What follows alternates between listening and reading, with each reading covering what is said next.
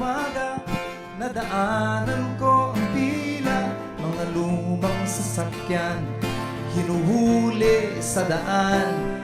Biglang tumigil ang tren, nasira na naman, bulok na nga ang sasakyan, bulok pa ang patakaran.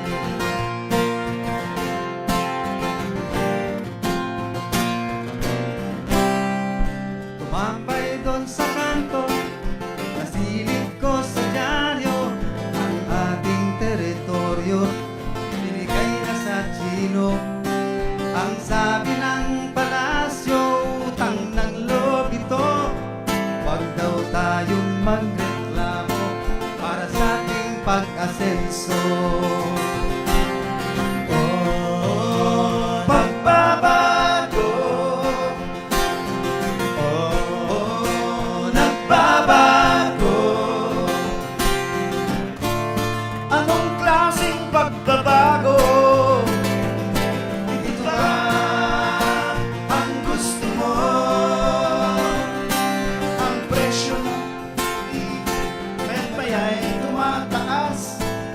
Anong silbi ng train kung ang sweldo'y walang gain? Manang pangako, korupsyon ay hihinto, ang droga at ang endo, wala namang nagkatotoo.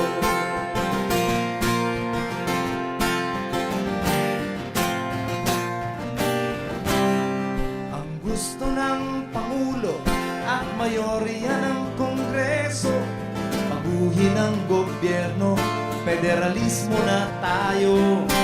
Ano ba ang dahilan ng gulo at kahirapan? Forma ba ng pamahalaan o namumunong kawatan? Nagbabago. Nagbabago. Anong klaseng pagbabago? Ito ba ang gusto mo? Kinukulat ang mga tao, huwag kang malilito. Lahat pinatatahimik, martial law ay ibinalik. Tayo ay hinati-hati, tinatakot, kinagalit. Ang totoo ay sinusupil, ang wasto'y minamali.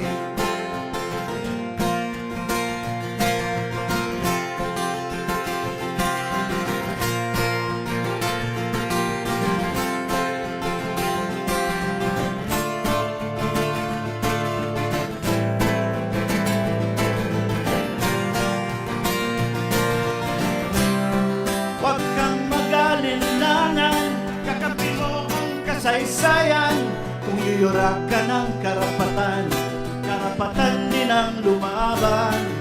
Doon ay nagkaedsa, bumagsak ang diktadura.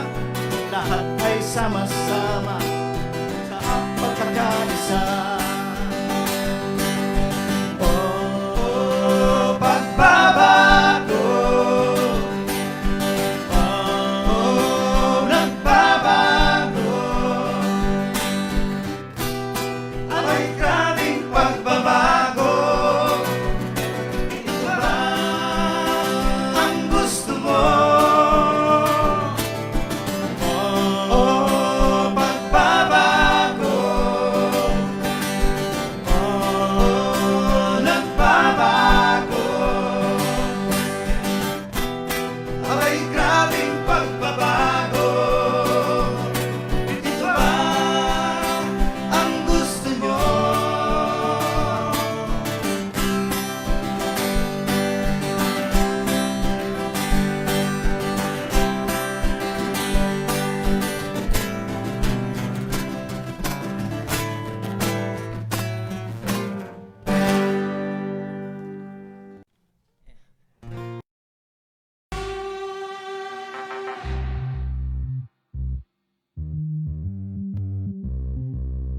I propose that if I am president, I would get rid of criminality, drugs, and corruption. Just give me 3 to 6 months.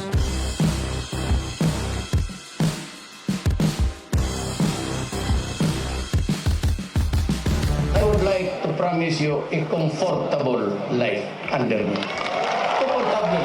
Proclaiming Rodrigo Roa Duterte as the duly elected President of the Republic of the Philippines and Maria Leonor G. Robredo as the duly elected Vice President of the Republic of the Philippines.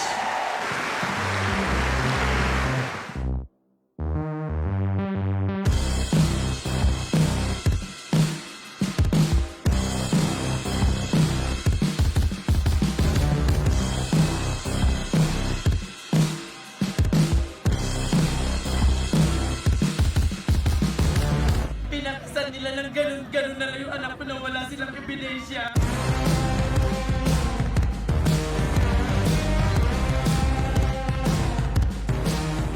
Inosente po ako.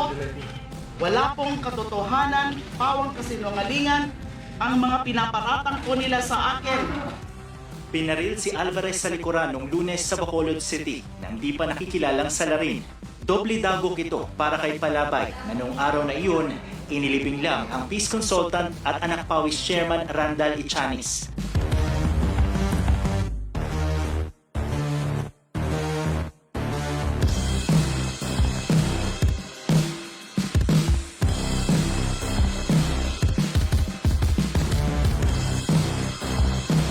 This is ABS-CBN Corporation Channel 2 in the service of the Filipino. Now signing off. Muling inaresto ang CEO ng Rappler na si Maria Ressa sa pagkakataong ito para naman sa kasong paglabag sa anti-gambling law. Muling ginikit ng palasyo, hindi ito issue ng press freedom. Paano umabot ng 50 million pesos ang price tag ng kalderong ito? Pumalag ang PhilHealth sa akusasyong mula ulo hanggang paa ang korupsyon sa ahensya. Kahit may banta umano sa kanyang buhay, humarap sa Senado si Alison Alex Chong, isang frontline immigration officer mula 2012. Si Chong ay naka-assign sa NAIA at may personal daw na kaalaman sa Pastilla Scheme.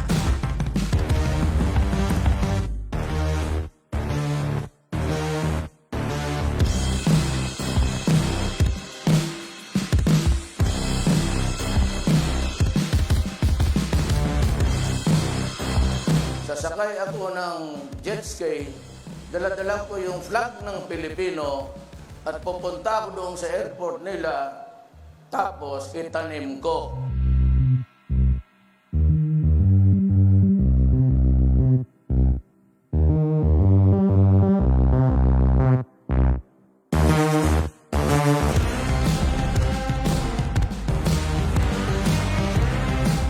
Paulit-ulit na kasi. Tapos, imbis na bumaba, tumataas pa lalo.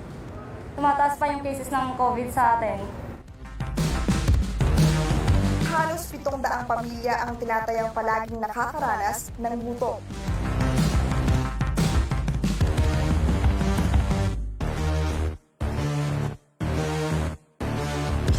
₱1,000 kada tao ang inilaan ng gobyerno na ayuda para sa mga pinaka-apektado ng pagdedeklara ng Enhanced Community Quarantine sa Metro Manila. Na-expose din na kailangan talaga yung food security sa ating mga Pinoy. Masaya na na-empower tayo kasi kailangan na natin magtulungan eh. Kasi tayo-tayo na muna habang kulang yung nakukuha po natin.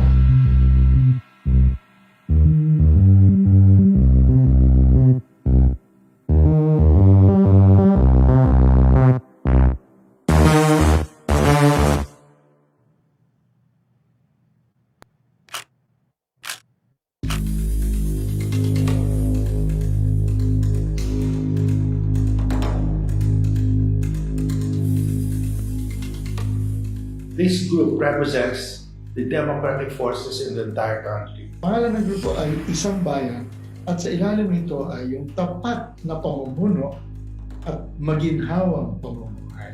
Mahirap magsinungaling sa kabataan, mahirap pagkunwari na yung bukas ay magiging maganda para sa kanila.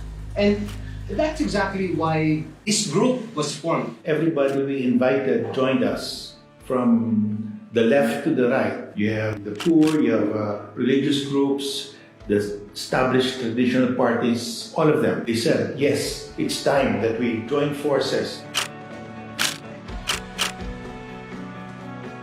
A government that's dedicated, that's faithful to the Constitution. Hanapin yung mga taong pwedeng magpakita ng tapat na pamumuno. We have decided to come together to choose who are the best candidates for President, Vice President, and for Senators in the 2022 presidential elections.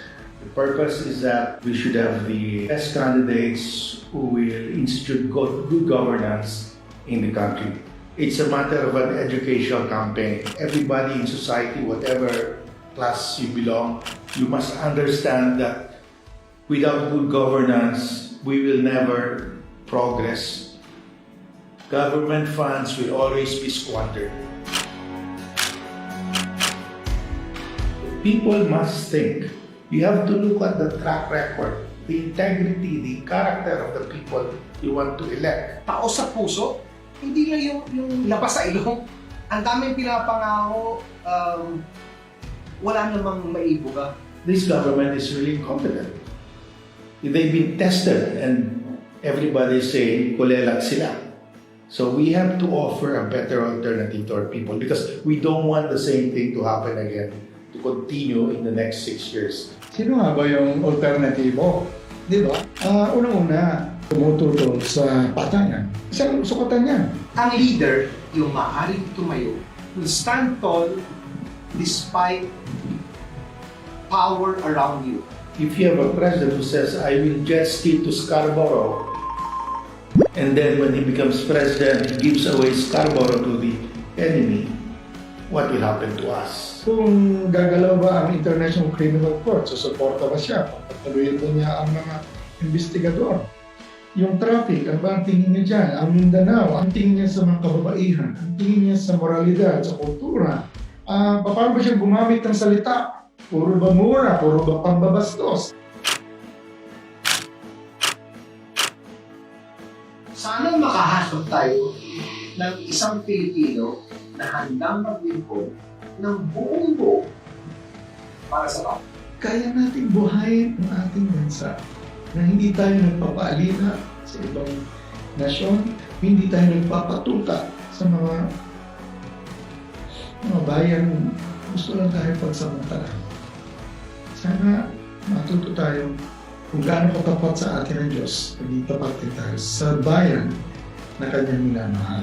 This is a matter of national survival for us because we have to bring back good governance, respect for human rights, integrity and honesty in government.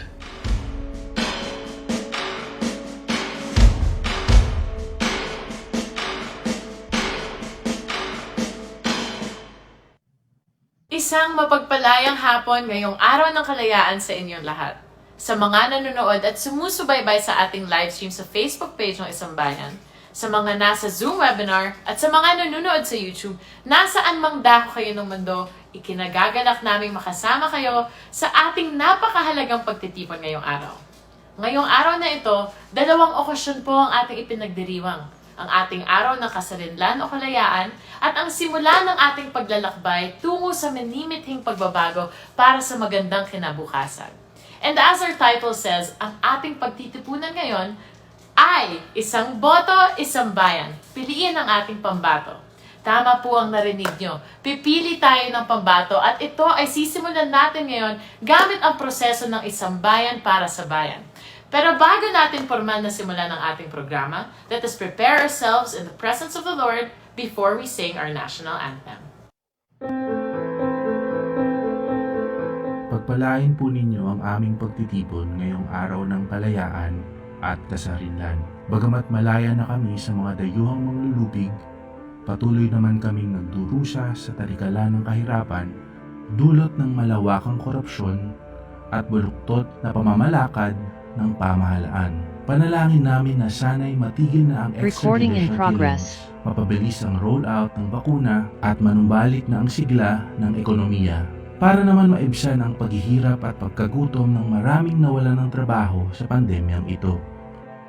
Panalangin din namin na bigyang lunas ninyo ang pagkahati-hati ng isang bayang Pilipino at naway manumbalik ang kultura ng pagiging magalang at mapagmahal sa kapwa. Panginoon, ipagkaloob ninyo sa amin ang paghilom ng aming bayan. Pukawin niyo ang damdamin ng bawat Pilipino. Iukit niyo sa aming isipan ang kahalagahan ng pagpili ng tapat na pamumuno. At naway sa darating na halalan, ang bawat Pilipino ay magtakda ng panahon para magparehistro, bumoto at pumili ng mga kandidatong may integridad, kakayahan at subok na sa panunungkulan at may takot sa Diyos. Gabayan niyo kami dito sa Isang Bayan sa pagpili ng aming pambato sa 2022. Naway magkaisa kami sa aming boto. Isang boto, isang bayan. Ito ang panalangin namin dito sa Isang Bayan.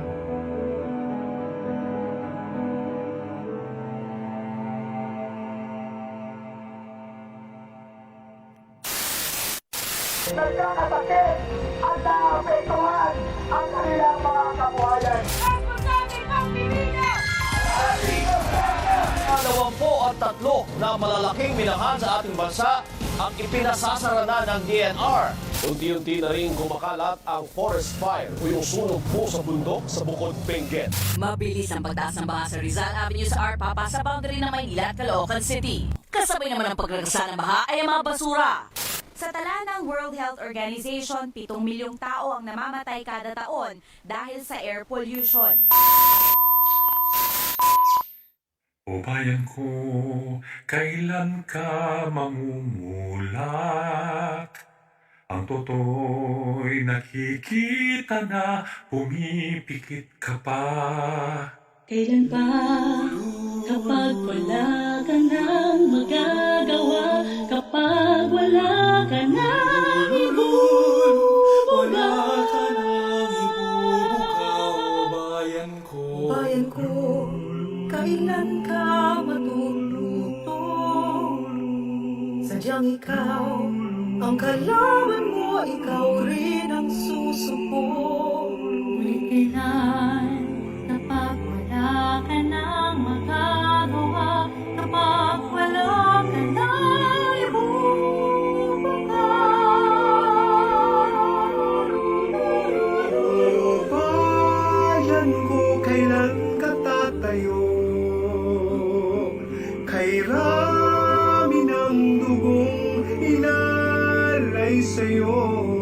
O bayan ko, ang oras ay malapit nang maubos. Bangon na, bumangon bayan ko. Kailan ka mamumula? Ang totoo'y nakikita na Ngunit kailan, kapag wala ka nang magagawa, kapag wala ka nang ibubuga.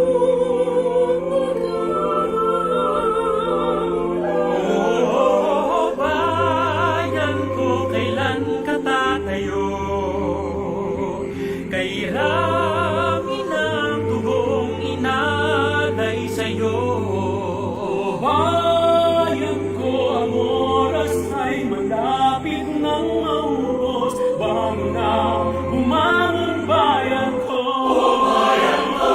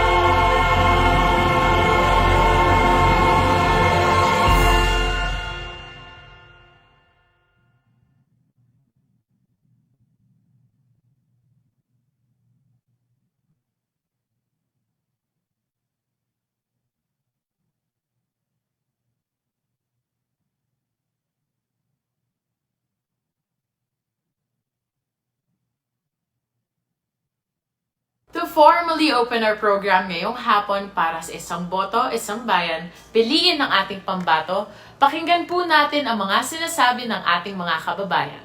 Ano po yung hinahanap mo sa susunod na leader ng bansa?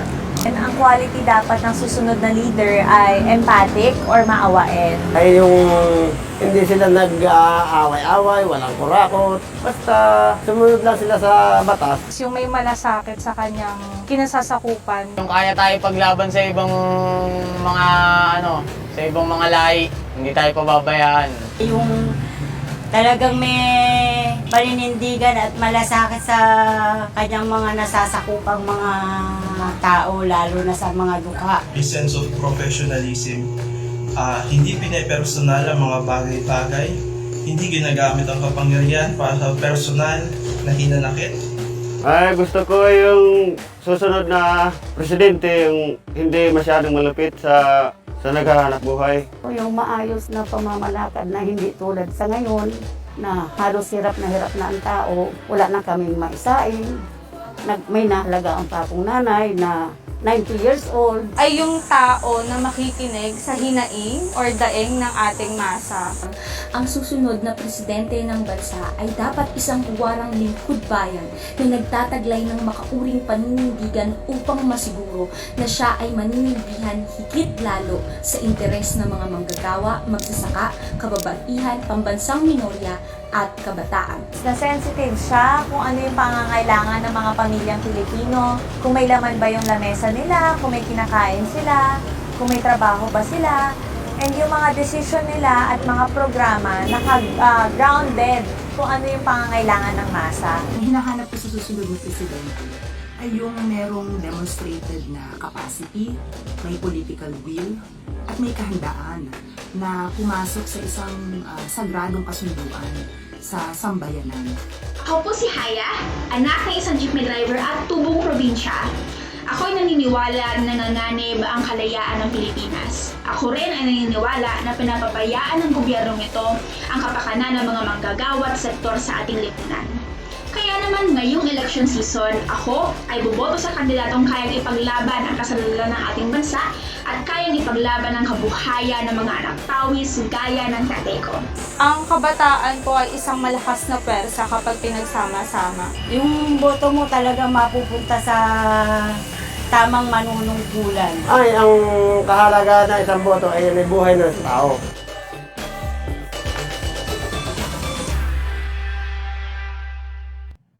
Ngayon naman, kilalanin po natin ang mga conveners ng Isang Bayan.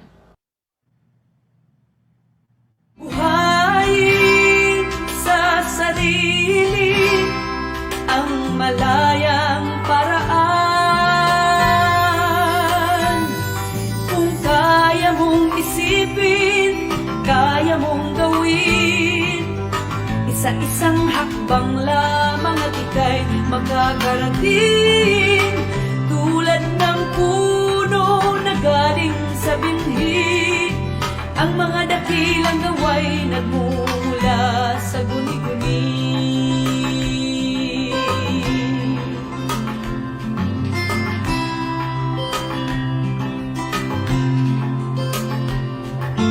Kung ang nais mo'y maging payapa sa mundo.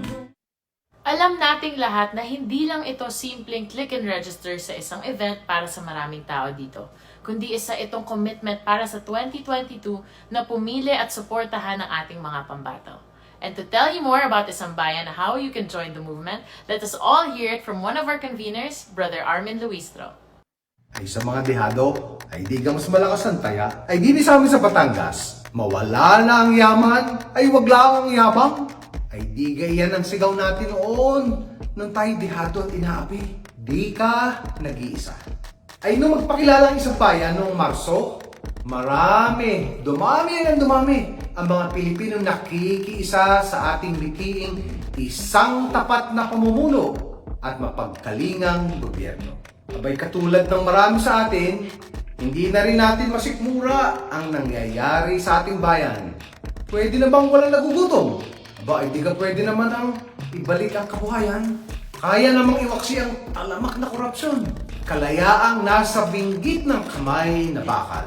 Alam ka ninyo, ang nais ng isang bayan ay palitan ang masamang pamumuno ng tapat na pamumuno. Gusto nating palakasin ang ating kasarinlan at itaguyod kung ano yung atin, ang konstitusyon at ang tawag nilang sa English ay rule of law. Aba, ay tulog ang bayan o nagtutulog-tulugan? Eh, kayo na humusga. Sa 3 buwan ng nakalipas na itong simula ng Marso, ito na ang mga hanay ng mga sumali sa atin. Bay, 2 buwan pa lang. Mag-4 na puna ang mga organisasyon at malalaking koalisyon ang sumali din sa ating isang bayan.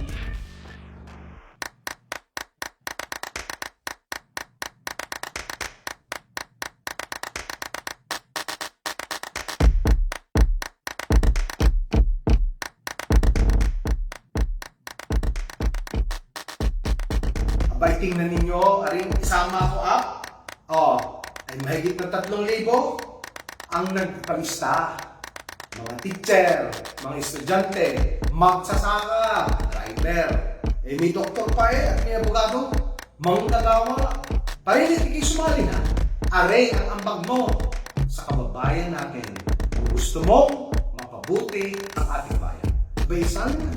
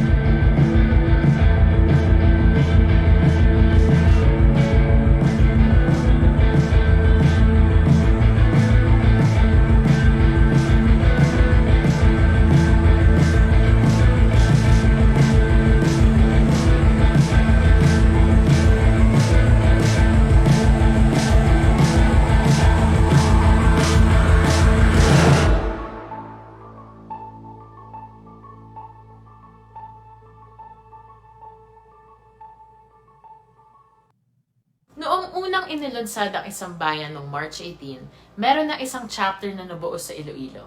Sa maiksing panahon na lumipas, marami pang chapters ang nabuo. Hindi lang sa Luzon, Visayas at Mindanao, kundi pati na rin sa ibayong dagat.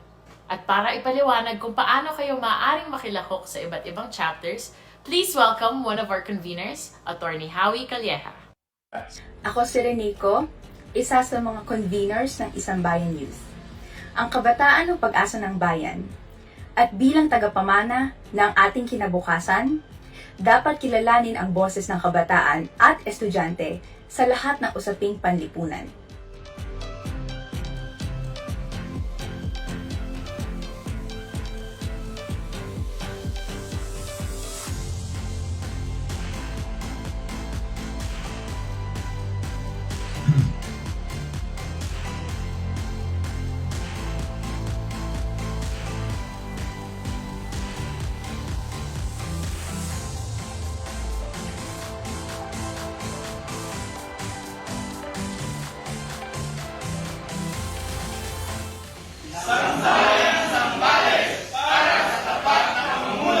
Inaapunan ko po ang dabos na albayano, mga plano, asin kabilugan kang Pilipinas.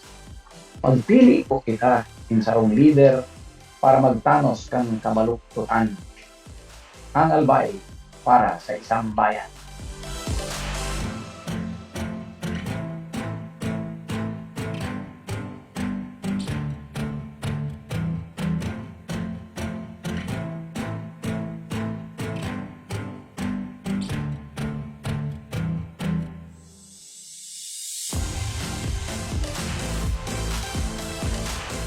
Magandang araw po sa inyong lahat.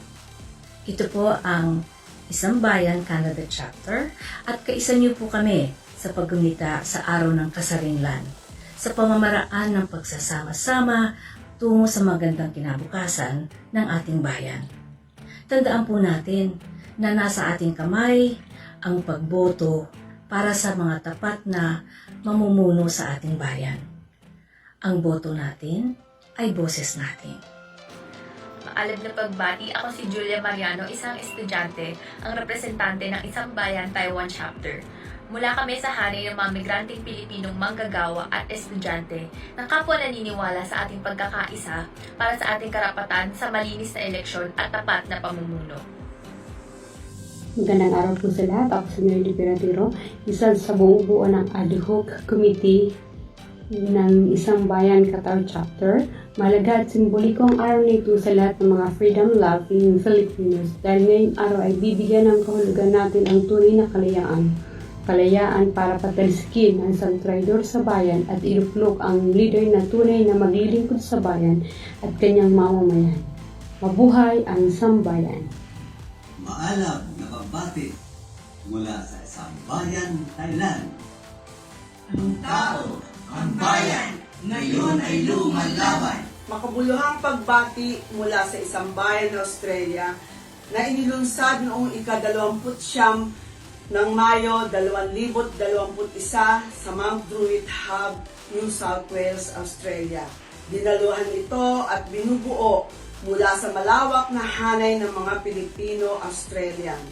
Ito ang simula ng pagpapalawak sa iba't ibang lugar tulad ng Victoria, Western Australia at iba pang estado. Mabuhay tayong lahat, mabuhay ang sambayanang Pilipino at para sa tunay na pagbabago, makialam, manindigan at ipaglaban ang inang bayan.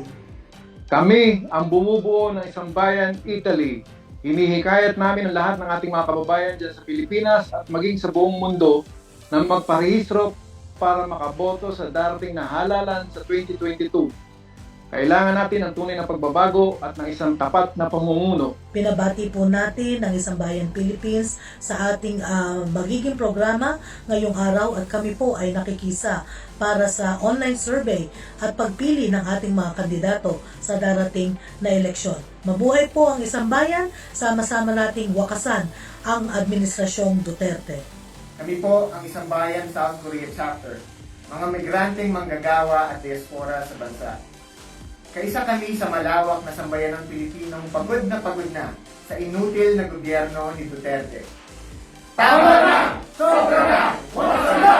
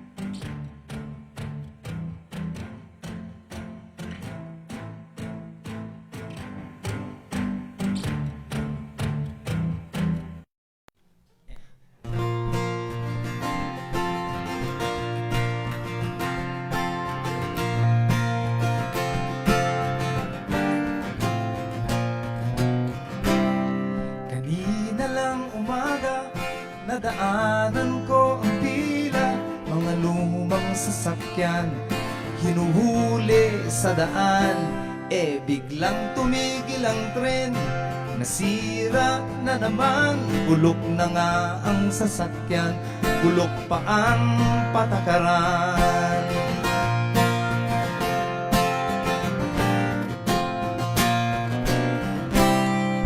Tumambay doon sa kanto, nasilip ko sa dyaryo ang ating teritoryo, binigay na sa Chino. Ang sabi ng palasyo, utang ng loob ito, huwag daw tayong magreklamo para sa ating pag-asenso. Oh, magbabago. Oh, nagbabago. Anong klaseng pagbabago?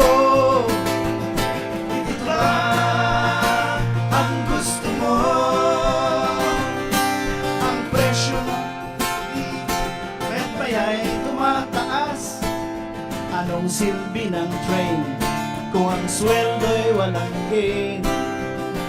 Manang pangako, korupsyon ay hihinto. Ang droga at ang endo, wala namang nagkatotoo.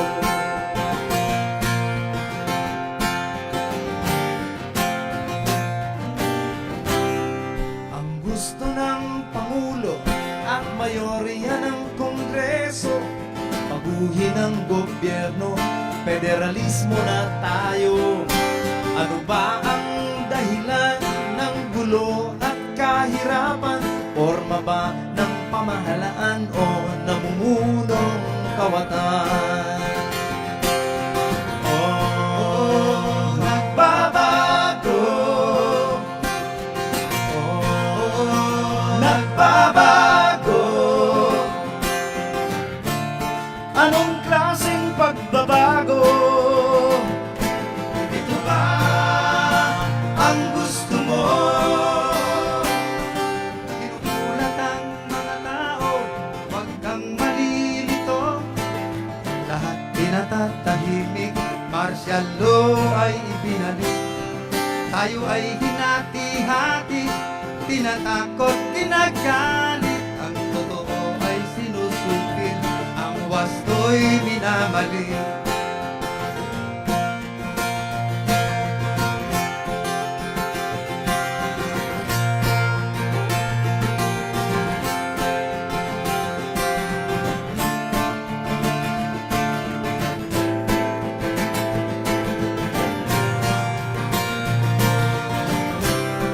Huwag kang mag-alinlangan, kakampi mo ang kasaysayan. Kung iyurak ka ng karapatan, karapatan din ang lumaban. Noon ay nagkaedsa, bumagsak ang diktadura. Lahat ay sama-sama sa pagkakaisa. Oh, pagbabago. Oh, nagbabago. Ay, grabing pagbabago. Ito ba ang gusto mo? Oh, pagbabago. Oh, nagbabago. Ay, grabing pagbabago. Ito ba ang gusto nyo?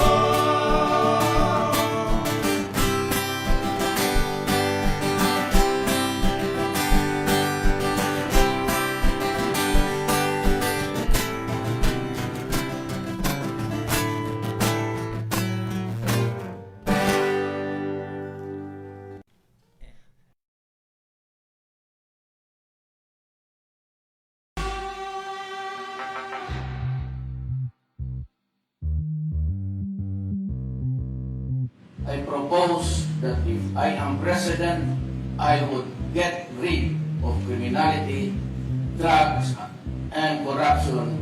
Just give me 3 to 6 months.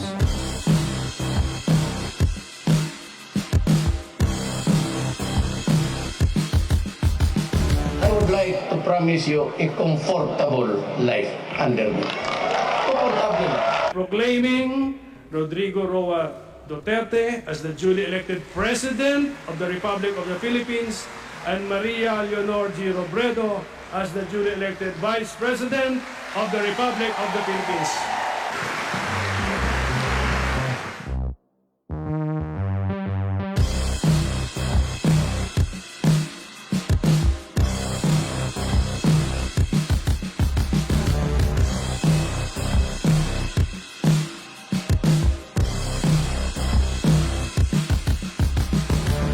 Pinakasan nila ng ganun-ganun na lang yung anak ko na wala silang ebidensya.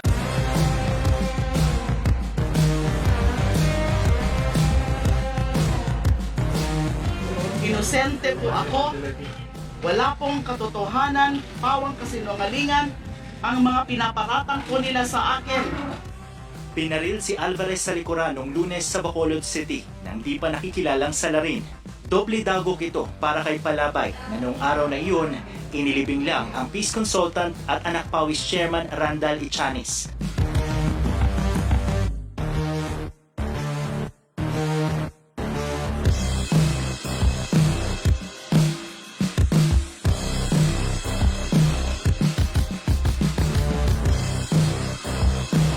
This is ABS-CBN Corporation, Channel 2, in the service of the Filipino.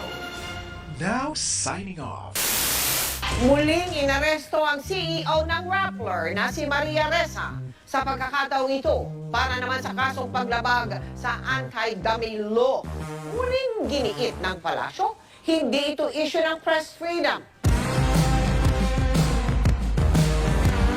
Paano umabot ng 50 million pesos ang price tag ng kalderong ito?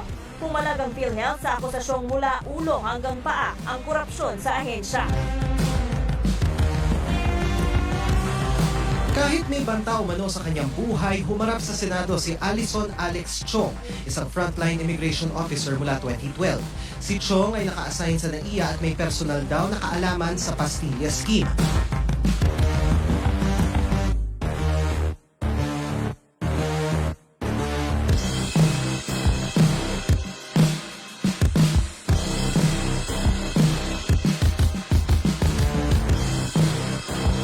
Sasakay ako ng jet ski, dala-dala ko yung flag ng Pilipino at pupunta ako doon sa airport nila, tapos itanim ko.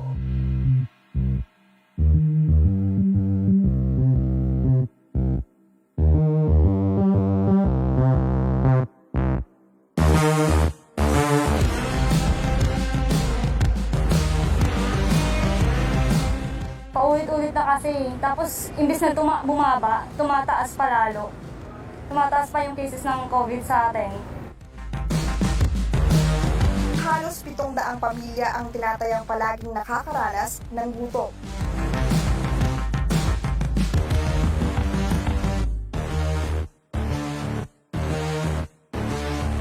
₱1,000 kada taong inilaan ng gobyerno na ayuda para sa mga pinaka-apektado ng pagdedeklara ng Enhanced Community Quarantine sa Metro Manila.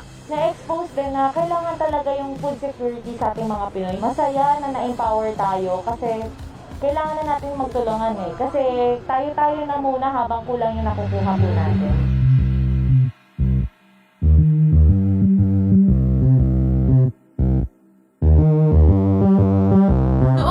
Inilunsad ang Isang Bayan noong March 18, meron na isang chapter na nabuo sa Iloilo. Sa maiksing panahon na lumipas, marami pang chapters ang nabuo. Hindi lang sa Luzon, Visayas at Mindanao, kundi pati na rin sa ibayong dagat. At para ipaliwanag kung paano kayo maaaring makilahok sa iba't ibang chapters, please welcome one of our conveners, Attorney Howie Calleja. Magandang hapon mga kababayan. Ang Isang Bayan, mula nung tayo ay magsimula at mag-launch ng March 18 ay patuloy ang paglaki at pag-usbong ng ating mga chapter. Ang una nating chapter sa Negros chapter na pinamunuan ni Governor Lito Cusculhuela. Sinimulan ito ng mga chapter natin sa Bicol, Maynila, Mindanao, Luzon, Visayas, Mindanao at ngayon pati sa overseas, Europa, Asia Pacifico, Middle East at Estados Unidos. Tama po, sabi po ng mga kritiko, tayo po ay nagsimula ng isang barangay. Pero magugulat na lang sila dahil pagdating ng araw ng eleksyon, Mayo 9, 2022, makakarinig sila ng boses ng libo-libong barangay at milyong-milyong Pilipino na susuporta united sa ating isang ticket para tayo ay magkaroon ng majority victory para sa halalang 2022. Pakinggan ang mga pagbati, mensahe ng mga ating mga chapter mula Luzon, Visayas at Mindanao at sa ibayong dagat. On to the next part of our program, which is unveiling the selection process ng ating Pambato. Isang Bayan has prepared a video for this purpose, and Father Albert Alejo will guide us through the whole process. Marami pong nagtatanong, sino ba talagang kandidato natin? Kailan ninyo sasabihin? Mga kaisang bayan, malapit na nga po talaga ang eleksyon. Pero sa ngayon, kailangan po tayong magsuri bago pumili at hindi po ito madali at hindi po dapat minamadali dahil baka tayo magkamali uli. Ang tama pong kandidato ay hindi basta hulog ng langit o inuhugot sa isa lang pamilya o barkada.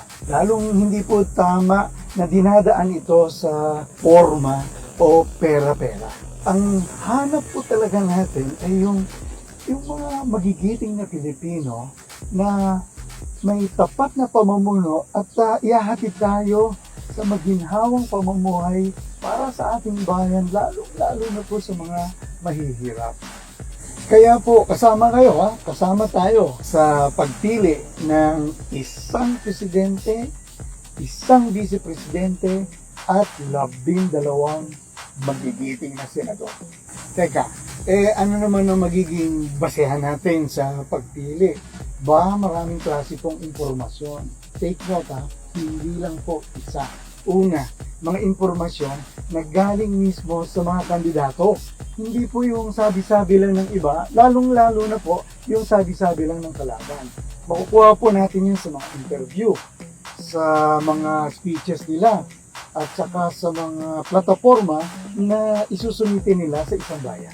O pangalawa, siyempre po, kailangan natin impormasyon galing sa mga kaalyado, yung mga kakampi natin sa isang bayan. At lilitaw po ito sa mga talakayang bayan at saka po doon sa ilalabas nating online voting. Mahalaga ito, pero hidagdag pa. At ang pangatlo, yung titingnan din po natin, yung resulta ng mga pampublikong survey.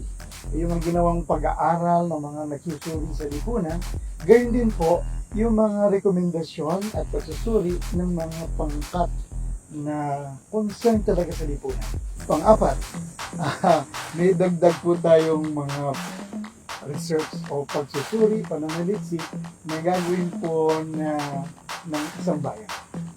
Lahat ng ito ay pagsasama-samahin natin sa isang masusing pagpili.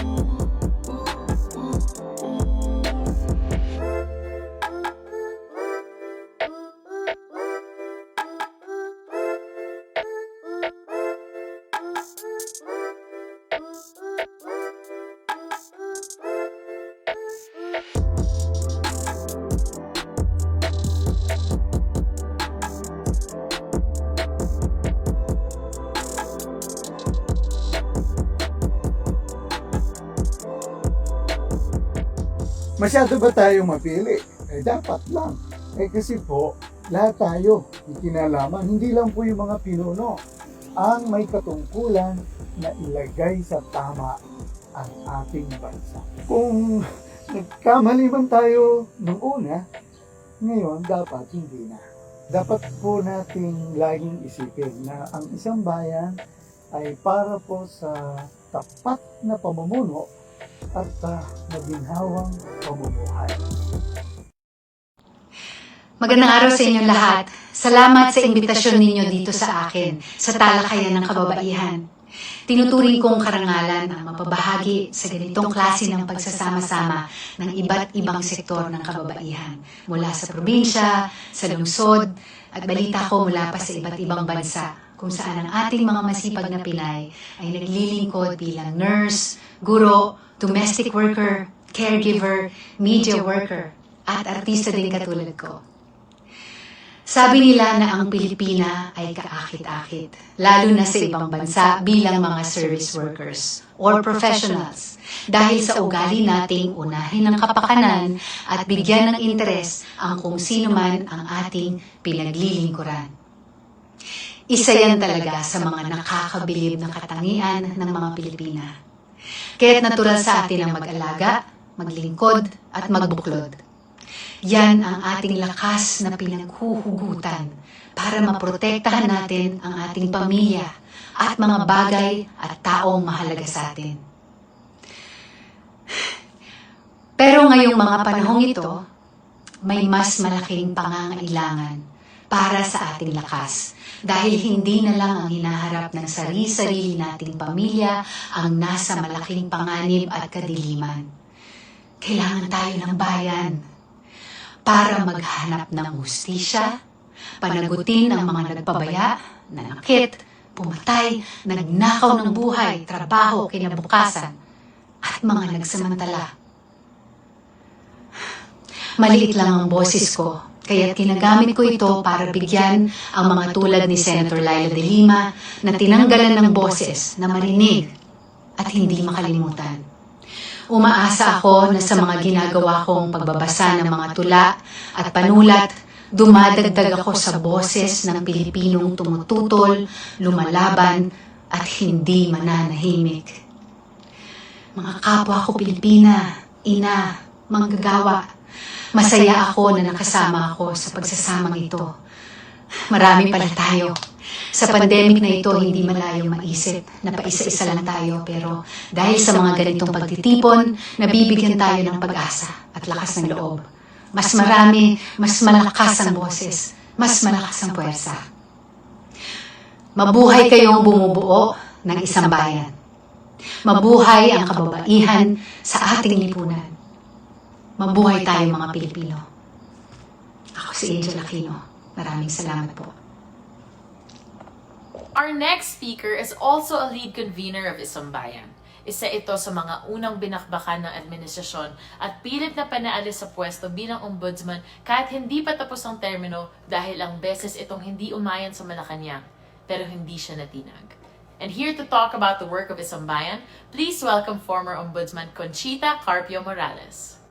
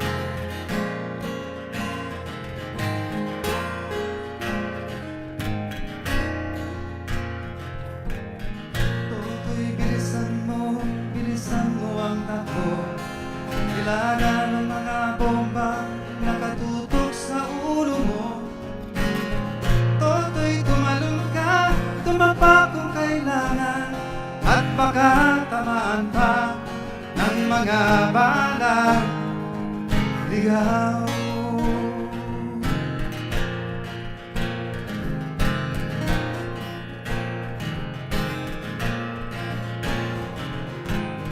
Toto'y makinig ka, huwag nang magpagabi. Baka pagkamalan pa tumandusay yan sa tabi. Toto'y alam mo ba kung ano ang punot dulo ng di matapos-tapos na kaguluhang ito? Hindi pula't dilaw ang tunay na magkalaban. Ang kulay at tatak ay di siyang dahilan. Hanggat marami ang lugmok sa kahirapan. Mag-gusto ngayon.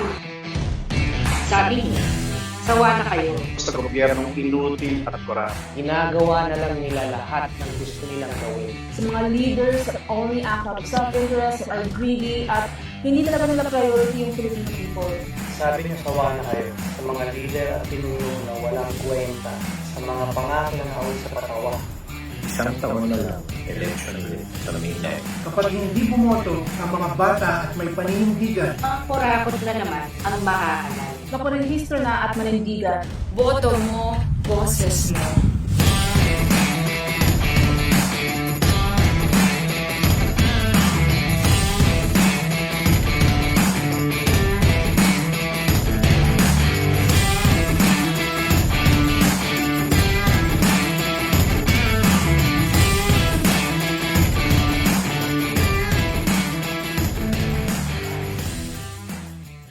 Boto mo, boses mo. Spread the word. Let's all register and let's all be ready to vote next year. Have a good day. Sabi niyo, sawa na kayo. Sawa na sa mga pangako tuluyang napapako. Sawa na kayo sa kawalan ng pagbabago. Sa gobyerno ng hindi korap. Sa puro kalpa, sa sablay, sa mga nonsense na pagpatay. Eksaktong isang taon na lang, eleksyon na naman sa May 9. Kapag hindi bumoto ang mga kabataan at may panindigan, Puro mga sakit at mapagsamantala na naman ang mananalo. Magparehistro at manindigan. Boto mo Ang magbabago. sa bayan.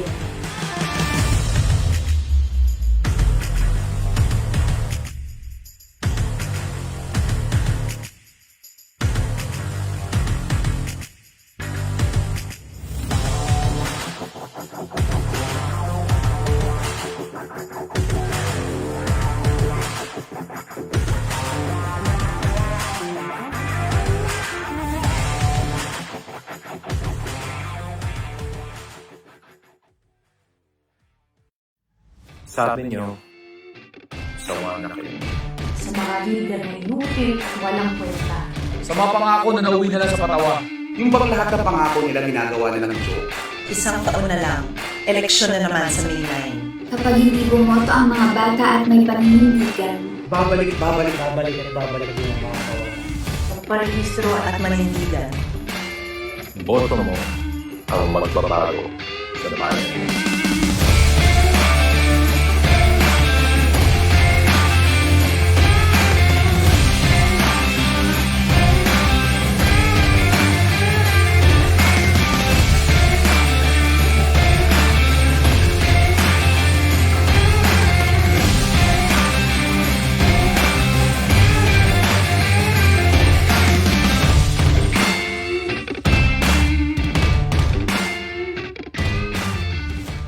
Our next speaker is also a lead convener of Isang Bayan. Isa ito sa mga unang binakbakan ng administrasyon at pilit na panaalis sa pwesto bilang ombudsman kahit hindi pa tapos ang termino dahil ang beses itong hindi umayon sa Malacanang, pero hindi siya natinag. And here to talk about the work of Isang Bayan, please welcome former Ombudsman Conchita Carpio Morales. A pleasant morning. Today we are celebrating our 123rd year of independence, the indelible badge of a proud nation.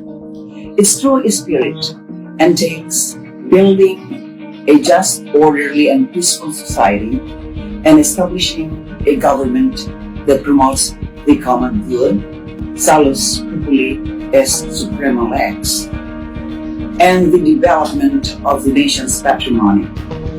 We are witnesses, however, to the threats to our independence, from the defeatist stand on the conflicts involving our territory and exclusive economic zone, to the indolence, apathy, inhumanity, immorality, intolerance, and greed of some of those in power. We are also witnesses, however, to the majority of our people suffering in silence over these threats for fear of reprisal from the powers of government.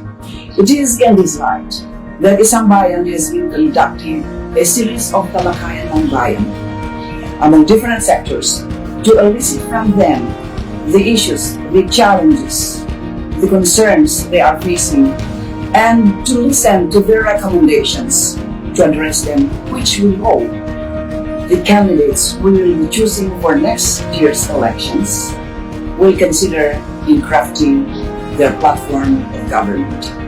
In that light, ladies and gentlemen, allow us to share the results of our first consultation with public sector workers.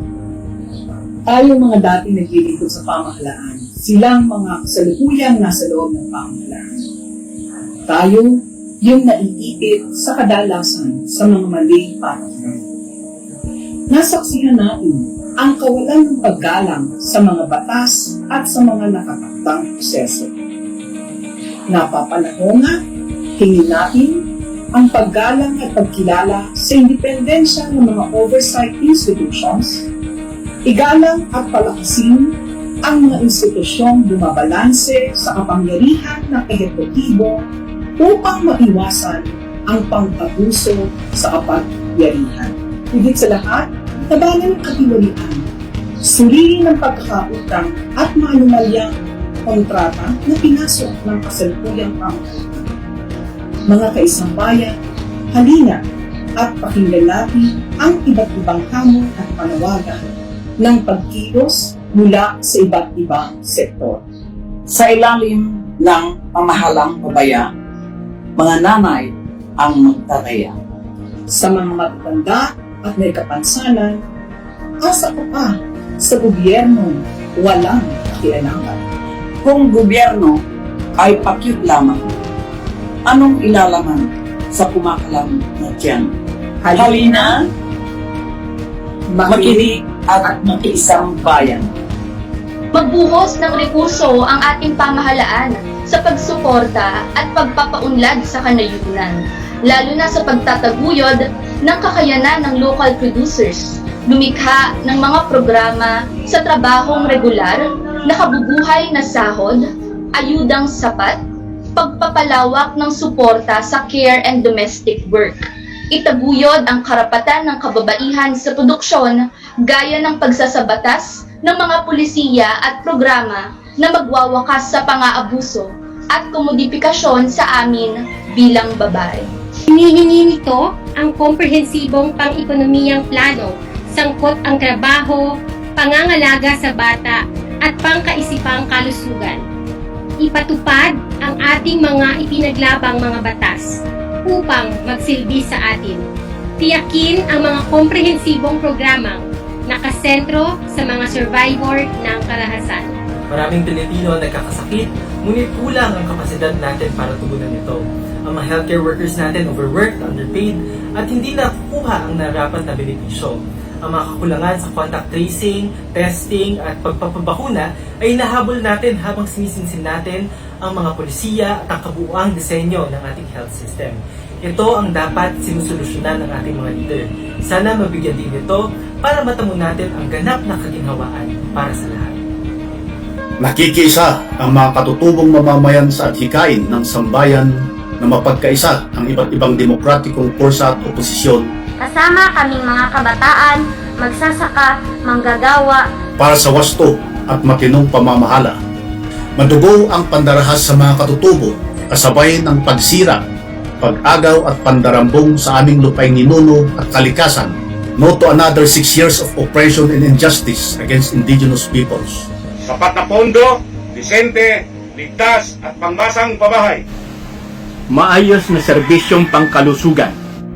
Pagkilala sa seguridad sa trabaho at karapatang pantao. Ang susunod na presidente ay kinakailangang agarang tugunan ang dalawang isyu na aming kinakaharap.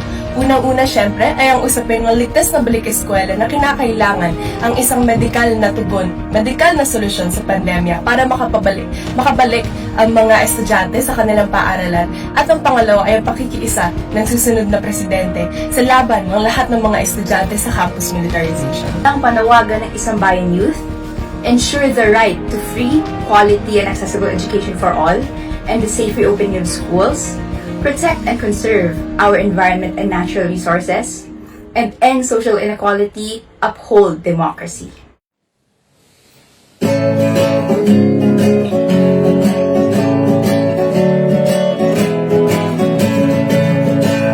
Bigas at karapatan, sa at katarungan, kalusugan at kasarinlan, tahanan at kalayaan, sigaw ng kababaihan, pang-aapi ay wakasan,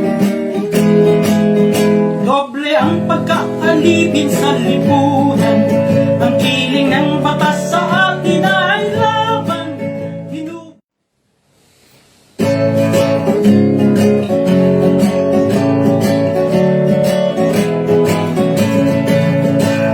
Bigas at karapatan, sa at katarungan,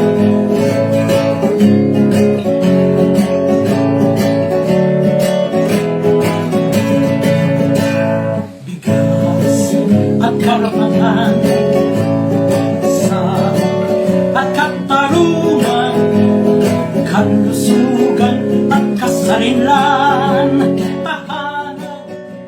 We now go on to the main part of our program, ang pagkikilala sa ating mga pambato.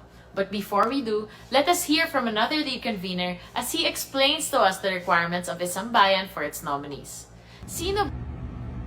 Good afternoon po. You have heard the selection criteria that was set for the search of the one candidate who can give us the good governance that we deserve. It's not only the so-called winnability that's under consideration. Character, capability, and track record are also well considered. You have as well listened to the problems and urgent concerns that Filipinos are hoping the next leader will address. Some have offered solutions that they hope can be adopted as part of the next administration's priorities. Consultations with different sectors are ongoing. We have heard from the youth, women, farmers, OFWs, the health experts, and many others. They are eager to participate in this drive for national recovery. So the task at hand is to reveal the list of men and women who agreed to be part of the field of nominees. They have participated in dialogues with Isang Bayan, and all have agreed to unite under one presidential candidate. From these choices, Isang Bayan, the coalition members, and eventually the public can have a say on who they believe will usher in the changes they hope for. Here po are the possible Isang Bayan candidates for President and Vice President in the May 2022 elections. Vice President Lenny Robredo, Senator Sonny Trillanes, Senator Grace Poe, Brother Eddie Villanueva, Attorney Chel Diokno, Congresswoman Vilma Santos Recto. There may still be additions, but for now, let us listen to what the candidates have said.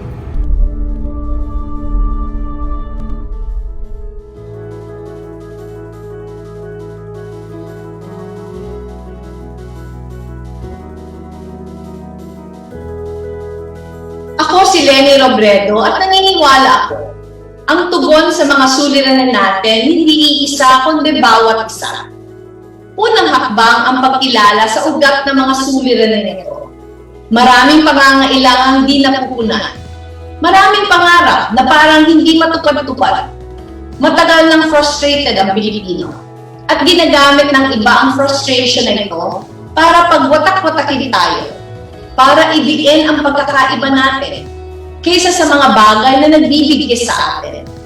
Ibig sabihin, nasa bayanihan ang susi ng anumang tugon. Hindi lang sa pagbibigis kasama ang mga taong tugma ang paniniwala sa atin, pero sa pagbubukas, pakikinig at pag-unawa sa pinanggagalingan ng lahat. Kabilang na ang mga taong salungat sa mga paniniwala ito. Nakikiisa ako sa panawagang magkaisa, sabay ng pakiusap. Hindi pwedeng tayo-tayo lang ang mag-uusap.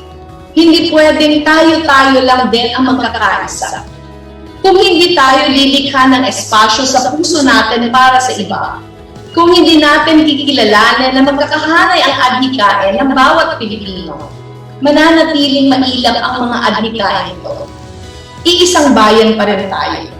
At walang ibang makalulutas ng ating mga suliranin, kundi ang nagkakaisang tayo.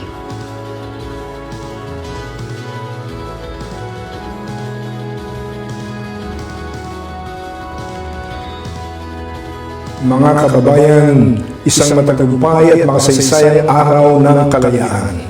Sa paggunita po natin ang ating ika-123 taong kasarinlan, salubungin po natin ang panibagong yugto sa ating kasaysayan. Isang yugtong bubuuin ng nagkakaisang layunin at sama-samang pagkilos ng mga Pilipinong may tunay na pagmamahal sa Diyos at bayan. May malaking pag-asa ang bayang Pilipinas kung tayo'y magkakaisa at itataguyod natin ang pamumunong nakabatay sa integridad at moralidad, kakayahan at karanasan, wasto at may prinsipyong pamumuno sa ating inang bayan.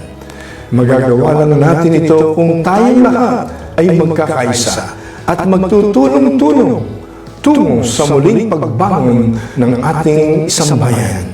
Maraming salamat po at pagpalain tayong lahat ng ating Panginoon. God bless you all and God bless the Philippines.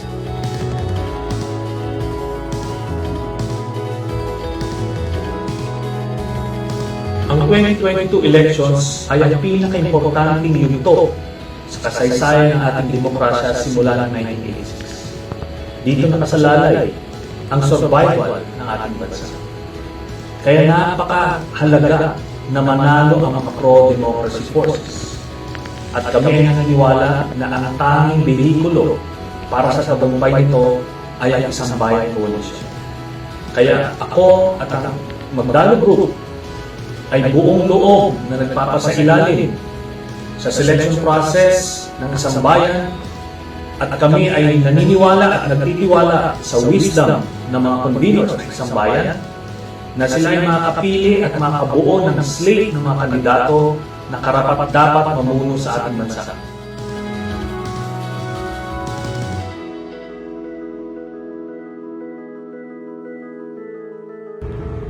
A list of Senate candidates will be revealed soon. We will keep you updated on developments. Maraming salamat po. There you have it, ladies and gentlemen. Sila po ang ating nominees for President and Vice President. Nakita niyo na ba ang ating pambato sa kanila? Exciting, di ba? O excited na ba kayo? Ako rin. At sabi nga ng susunod na himig, sana pagkatapos ng bilangan, ang panalo ay taong bayan.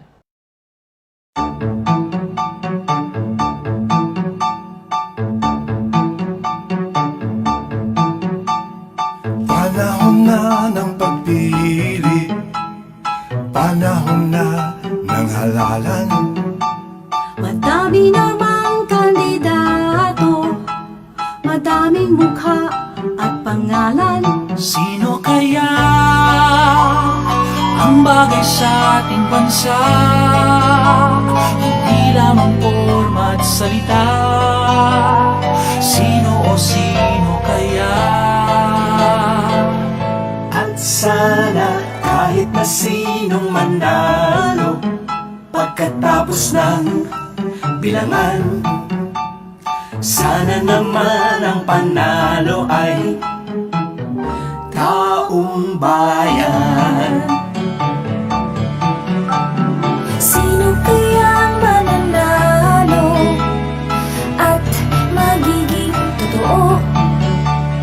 sa pagnanais ng taong umunlad sa madaling panahon. Sino man siya, pag-asa kaya ang dala. Sana naman, sana siya'y tuwid at tapat sa bansa.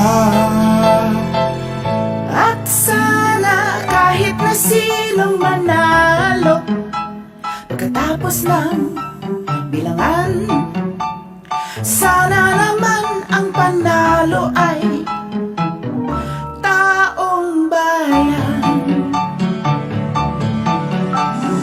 La la la la la la la la la la la la la la la.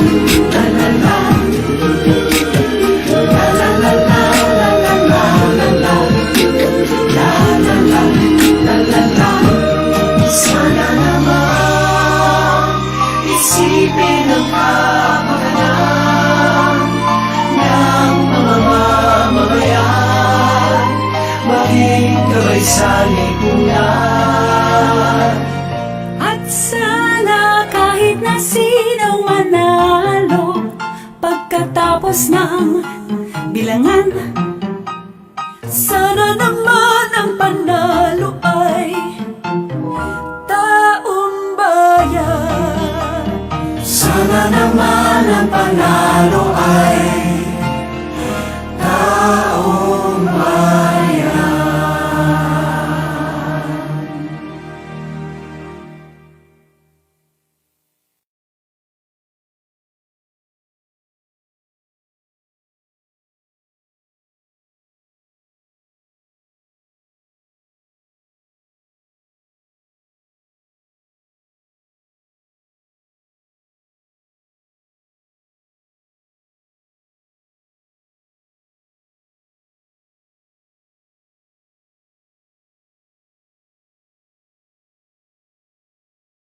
Ay, ayan, we're live na. Pakipuso na lang mga sis. Ang dami nating viewers. And you are all welcome sa ating live selling in celebration of our Independence Day. Hoy, meron akong iba bargain ha. Murang-mura lang to. You will love this. Ito ang Philippine Islands on the West Philippine Sea. O, diba? Mayaman like me.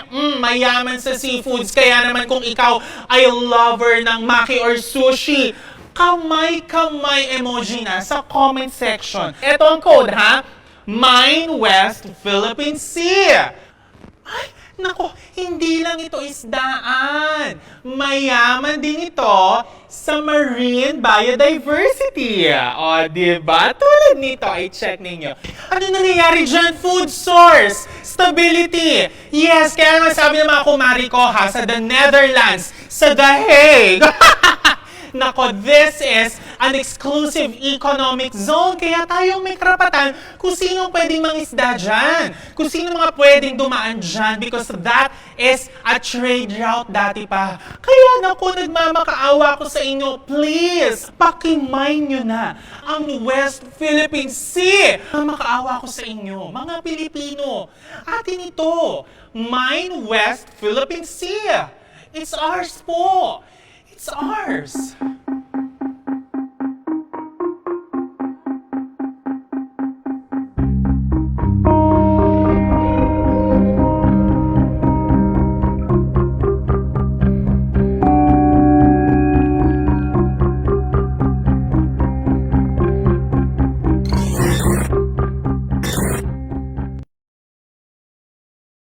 Para ipaliwanag naman ang dahilan kung bakit nabuo ang isang bayan, let us all welcome retired Supreme Court Justice Antonio Carpio. Magandang hapon po sa inyong lahat. A pleasant afternoon to everyone. We in the Isang Bayan, with your cooperation and support, will search for candidates for President, Vice President, and for the Senate in the May 2022 elections who have integrity, competence, patriotism, and a vision for our country. We will search for national leaders who will revive our national economy, generate employment, dispense social justice to the poor, defend our sovereign territory and sovereign rights against foreign invasion, and provide a brighter future for our children and grandchildren. We in the Isambayan represent a broad cross-section of Philippine society. We have representatives from the urban poor, fisher folk, farmers, factory workers, women folk, students and the youth, retired military personnel, retired government personnel, businessmen, teachers and professors, professionals, and people from other sectors of Philippine society. We in the Isambayan constitute a coalition of the democratic forces in the country. We have political parties spanning the entire political spectrum. We have NGOs representing all sectors of Philippine society.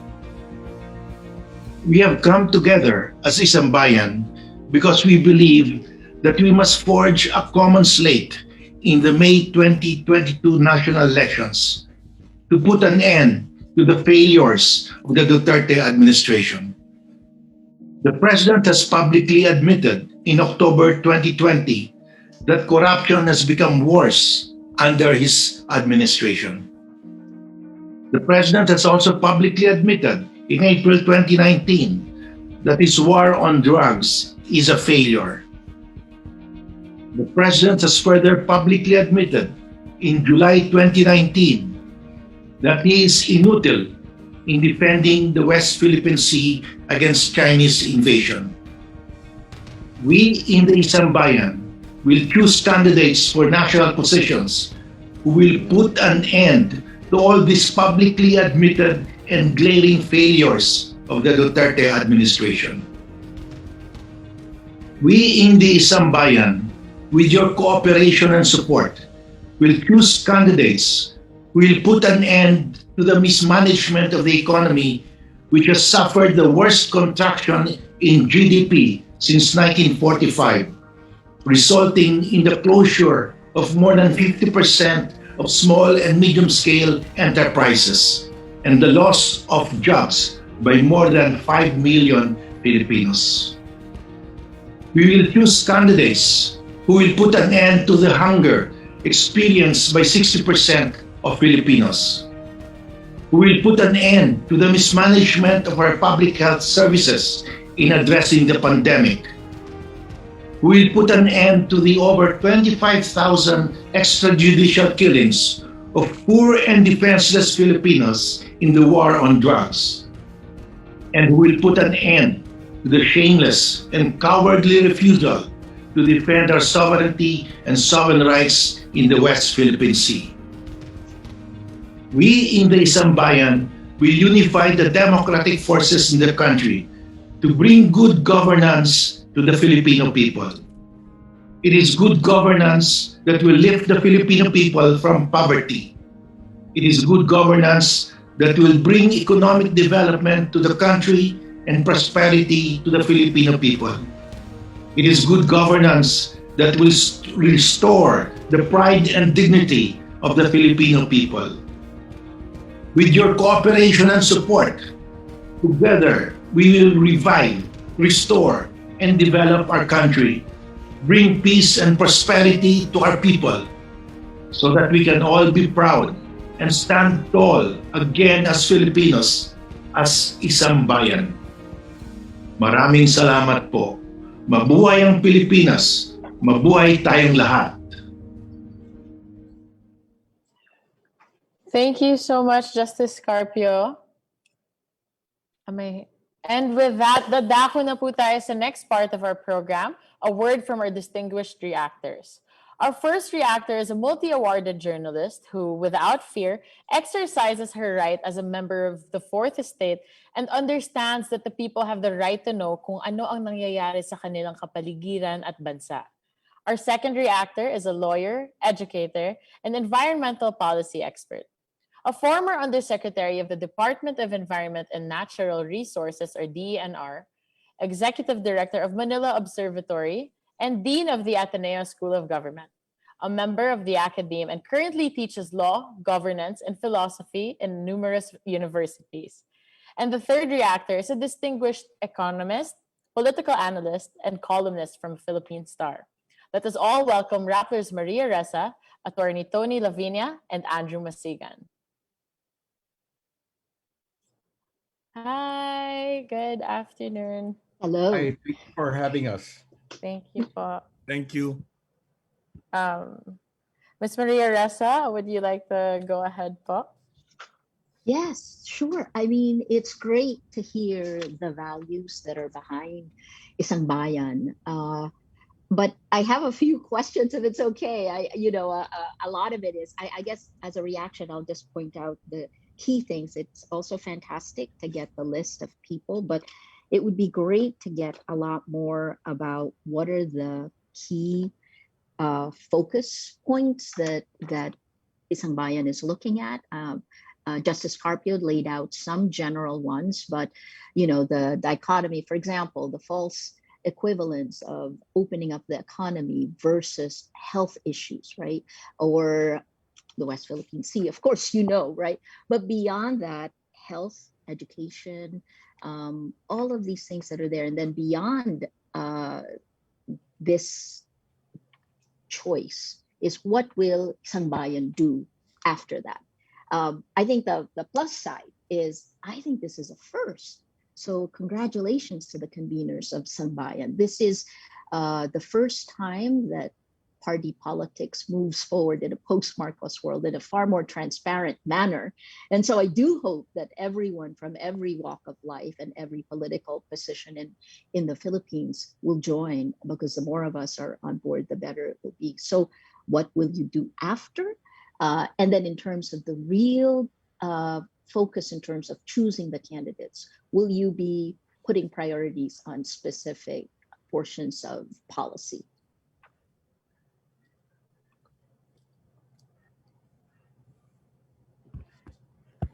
Hello? Ako na? Yes po, attorney. Your Thank turn you, po. Leah. Mainit na pagbati sa inyong lahat sa hapon na ito, sa araw na ito, ng araw ng ating kalayaan. Nung college student pa ako, ay tinuruan ako ng aking history teacher, si Professor Vince Rafael. Ginamit niya yung libro ni Ray Ileto na Passion at Revolution, na magkakaiba yung independensya at kalayaan. At yung ating Independence Day, mas independensya yun kaysa kalayaan, kasi naging independent tayo sa Amerika, sa Spanya muna, pagkatapos later on sa Amerika. Pero kahit ngayon, alam natin na nanganganib yung ating independensya, nandyan yung China, nandyan pa rin yung Estados Unidos. At higit sa lahat, hindi pa rin tayo malaya sa maraming mga bagay sa ating lipunan.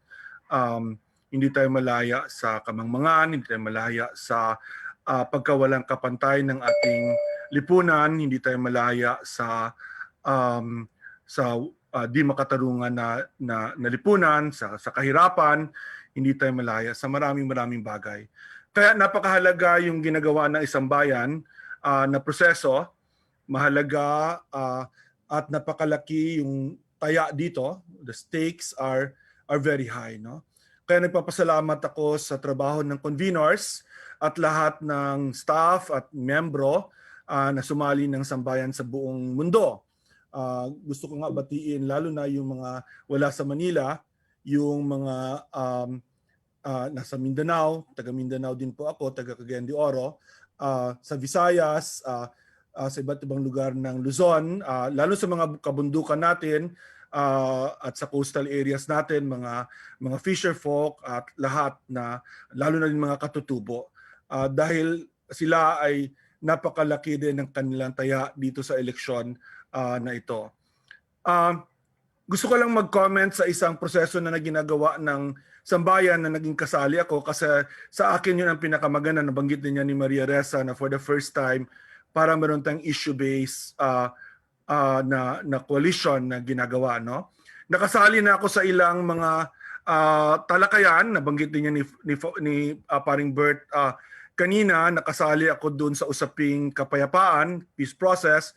Nakasali ako sa usaping kalikasan, environment and climate. At sumali din ako, nakinig ako, hindi ko nagsalita, pero nakinig ako doon sa yung isang araw lang, usaping katutubo, indigenous people's rights na napakahalaga sa akin dahil isa sa malaking trabaho ko ngayon ay yung pagtulong ng mga lumad schools na talagang sinusubukan durugin ng administrasyong Duterte, nire-red tag, kina-crash, lahat na lang tinatapon sa kanila, pero hanggang ngayon ay tumatayo pa rin, nakikilaban, nananalo naman kami lahat sa lahat ng mga korte, pero ganoon pa rin ang ginagawa ng gobyerno. At marami pang ibang issue na sa tingin ko tinatalakay, yung corruption, of course yung West Philippine Sea, napakahalaga na tama ang posisyon ng ating mga kandidato dito. Kung ano yung agenda natin sa mga magsasaka, sa manggagawa, napakahalaga yon. And sa higit sa lahat, at masaya din ako sa sambayan na nandyan yung malaking presence ng youth, no? Maraming salamat na nandito kayo sa usaping ito at nandito kayo sa organisasyon ito ng ano, no, yung in a mass way, yung marami kayong nandito. I think na kung meron tayong pag-asa na manalo, ay kung tama yung ating plataforma, tama yung ating mga issues at tanggapin yun ng ating mga kandidato. I don't believe in populist leaders, but I believe in popular ideas. Popular, ibig sabihin, pro-people ideas. Ni minsan pa tayo nagkaroon ng kandidato, wala pa tayong kandidato sa tingin ko na wala pa tayong presidente na tunay na nagsaside sa batayang sektor, halimbawa, no? Sometimes meron ka mga presidente na magagawa ng mabuti dito o dyan, pero yung kabuuhan talaga, dahil sa plataforma nila wala naman. Napakahalaga na ilabas yung plataforma ng maaga. Sa tingin ko, condition dapat din yon ng sambayan na yung presidential candidate at VP candidate at senatorial candidates ay tanggapin yung mga lalabas na plataforma dun sa mga talakayang ginagawa ng sambayan. Otherwise, parang useless, parang token lang yung ating consultations, di ba? Pangalawa, gusto ko rin mag-comment dun sa proseso ng pagpili ng kandidato. I mean, maganda yung mga katangian at maganda naman yung steps. Po sa tingin ko may isang missing aspect dito. Kahit paano, sa tingin ko minability, importante din yon i-assess. At sa tingin ko baka maganda na meron tayong customized polling gagawin dito. I mean, using, right now, hindi tayo makaka-rely for strategy dun sa usual na polling na ginagawa ng mga traditional na polling organizations. Mukha nga yung SWS, hindi sila naglalabas ng mga ratings na ngayon. I mean, ewan ko kung later in the future lalabas sila. Yung nandiyan naman yung Pulse Asia. By the way, I believe in the methodologies of those. No? Kasi talaga naman pinag-aaralan ko yon at nakita ko naman na generally, those are global standards ang sinusunod nila. But hindi siya pwede yung ganong klaseng polling lang for our candidates. Kailangan customized. Saan ba tayo weak? Bakit ba yung ilan sa ating mga kandidato ay gaano kagaling sila, bakit ang baba pa rin nila, bakit merong anong effectivity ng trolls, paano kalabanin yon? You need scientific surveys also for that. Hindi kaya yan ng internet polling lang. Otherwise, pupunta tayo sa eleksyon na bulag, no? We go to the elections blind. So yun lang yung dagdag ko dun sa proseso that between now and October, kasi naman, agree din ako yung paring Bert, dahan-dahan lang, hindi naman kailangan right away. Hindi naman kailangan right away kasi we really have until October or at least September man lang to proclaim our candidates and to proclaim our support. Diba? So sana magkaroon tayo ng scientificong proseso din ng pag-intindi ng weaknesses, ng opportunities, at anong pwedeng gawing campaign strategy to make those win, no? Kasi kahit napakaganda yung agenda natin, kung yung personalities naman, di ba, for some reason or another hindi natin siya mauurong, may ceiling siya ng support, baka sayang lang din yung effort. So I think importante yung scientific process for doing that, no? Comment din, panghuli na ito before my final points. Yung process of unifying is very important, no? And it's a question actually I want to address yung organizers. napansin ko yung sa chat, bibo ang chat kung sa Bisaya pa. Nakakaaliw yung chat. Pero para siyang di ba? Para siyang mga chat ng mga dyaryo, ng Rappler noon na ang daming minsan may insultuhan pa yung ganyan, di ba? Very important in a unifying process. Lalo na yung mga groups dito, mga grupo dito, organized forces nandito dito na magkaibang ideolohiya, magkaibang kasaysayan, may mga personalities pa na nag-aaway-away noon. Very important sa atin yung respect for each other, di ba? Very important. Please avoid toxic statements against fellow candidates. Na nakita ko na yan. Na dun, at least within our ranks, please avoid that, di ba? And sana yung conveners call them out pag anything that is destructive of the unity has to be called out. Tawagin na kaagad ngayon, bawal yon. Kasi magkakawatak-watak tayo kung mag-aaway-away tayo ngayon pa man, di ba? In fact, I will extend that to the bigger picture. Kasi mukhang lumalabas na madaming kandidato, di ba? Baka umabot tayo ng 10 kandidato. Di ba? Baka nga 2 Duterte pa at sa 2 ticket pa, di ba? Ilan sa Mindanao, baka 2, 3 sa Mindanao tatakbo, di ba? Merong ibang senador na tatakbo, alam natin, nagsabi na sila this week, no? Ako wini-welcome ko yon actually, wini-welcome ko, hindi ko inaano kasi ganyan naman talaga sistema natin. Wala naman tayong runoff election at lahat. So wini-welcome ko na maraming mga kandidato. And I have the very simple political rule, di ba? Di ba? The enemy of your enemy is actually your ally, di ba? So kailangan tingnan natin mabuti. Baka maganda rin na hindi natin necessarily i-pull down yung ibang mga kandidato. Kasi baka nakakatulong sa atin yon. Sa tingin ko yung 2016, a lot of it was about kaya nanalo si Duterte because the other candidates ran negative campaigns and pulled each other down instead of positive campaigns. So importante sa tingin ko yung positive campaigns as a big picture sa lahat ng ito, malaking silbi yun ng bayan. Of course, sa Isang Bayan, ang tanong ko is, paano tayo mag-shift to campaign mode at some point, di ba? Yun siguro ang gusto ko din masagot ng mga conveners. When and how at some point we will shift to campaign mode. Maraming salamat po. Mabuhay sa ating lahat. Thank you so much, Attorney. Now po, Sir Andrew, if you please. You're on mute po. There you go. Thank Sorry you. about that. First of all, thank you for having me here as a reactor. My reaction comes in 2 points. The first one in the form of a question, and the second one in the form of an insight. But before that, allow me to express my gratitude and my congratulations to the Board of Conveners of Isang Bayan, because truly, Isang Bayan is fast becoming the symbol and the unifying party or vehicle for the opposition. And at this time when we face an enemy with formidable resources, and as a matter of fact, the resources of the entire government, we really have to be united. So to the Board of Conveners, my kudos and my gratitude. Okay, having said that, as a voter, what matters to me is the reform agenda of the candidates. I would like to know what their stand is with regards to the West Philippine Sea, with regards to economic cha-cha, with regards to political reform and the enactment of the anti-dynasty law, for instance, or their stand on federalism. So my first reaction is actually a question, and will Isang Bayan be imposing its reform agenda on the candidates, or will Isang Bayan simply be adopting the policy positions of the candidates? I would really like to know that as a voter. Now, another thing, let me segue now to another point that I'd like to make.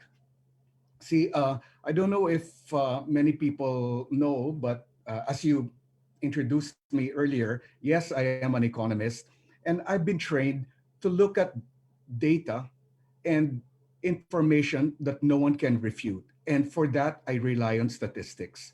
Now, I just want to provide an insight to all our viewers out there, because it's been said that the Duterte administration was instrumental in ushering in a new age of economic revival, has made the country stronger fundamentally with regards to the economy, as evidenced by exports, growth, etc., etc.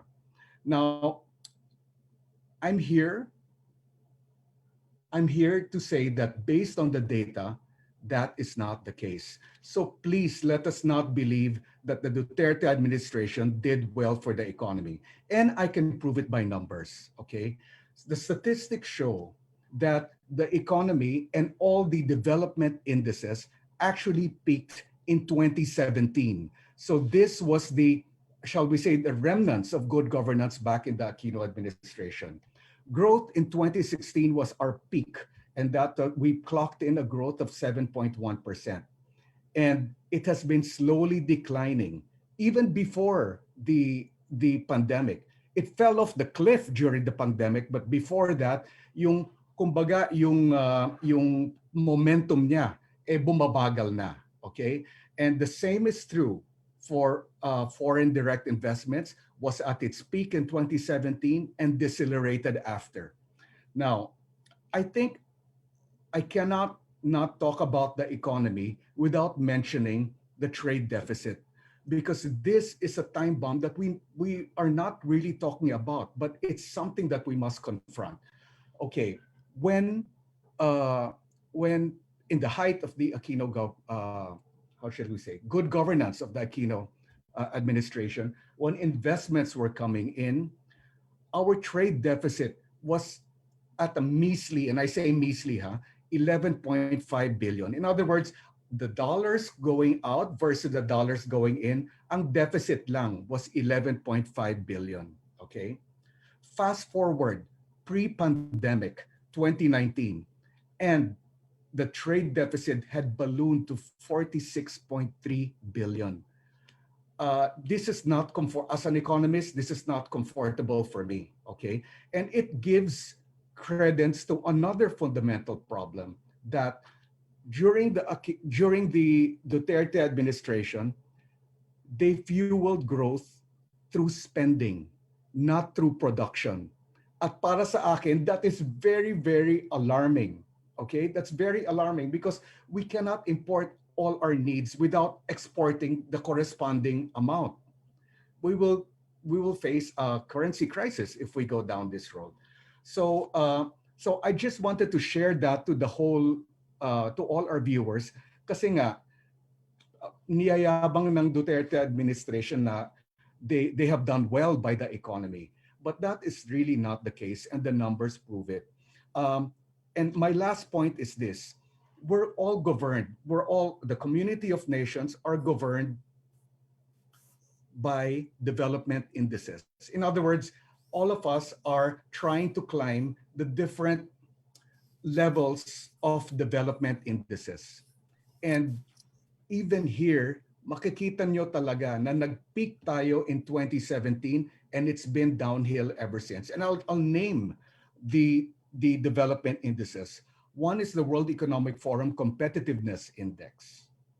We've tumbled significantly. I have the numbers there. You can message me later on. But for the interest of time, let me just tell you the indices where bumagsak ang Pilipinas, no? So, World Economic Forum Competitiveness Index, which is the parang motherhood, strength of the economy. We've tumbled in ease in doing business tremendously in 2018, pero naka-recover naman ng konti in 2019. We've tumbled in corruption perception massively. We've tumbled in rule of law and justice system. We've fallen in global innovation index. We've fallen in global peace and order. We've fallen in economic freedom. We've plunged in information technology, and we've plunged in gender equality. So ano ba yan? Lahat na lang ng importanteng development index, imbes na umabante tayo, we're going backwards. And this is what really compelled me to come out as an opposition, because really prior to this, I was, let's just say, I was ambivalent observer, giving this administration a chance. Why not, right? We're all Filipinos, no? But when I saw these things happening, it was too glaring to ignore.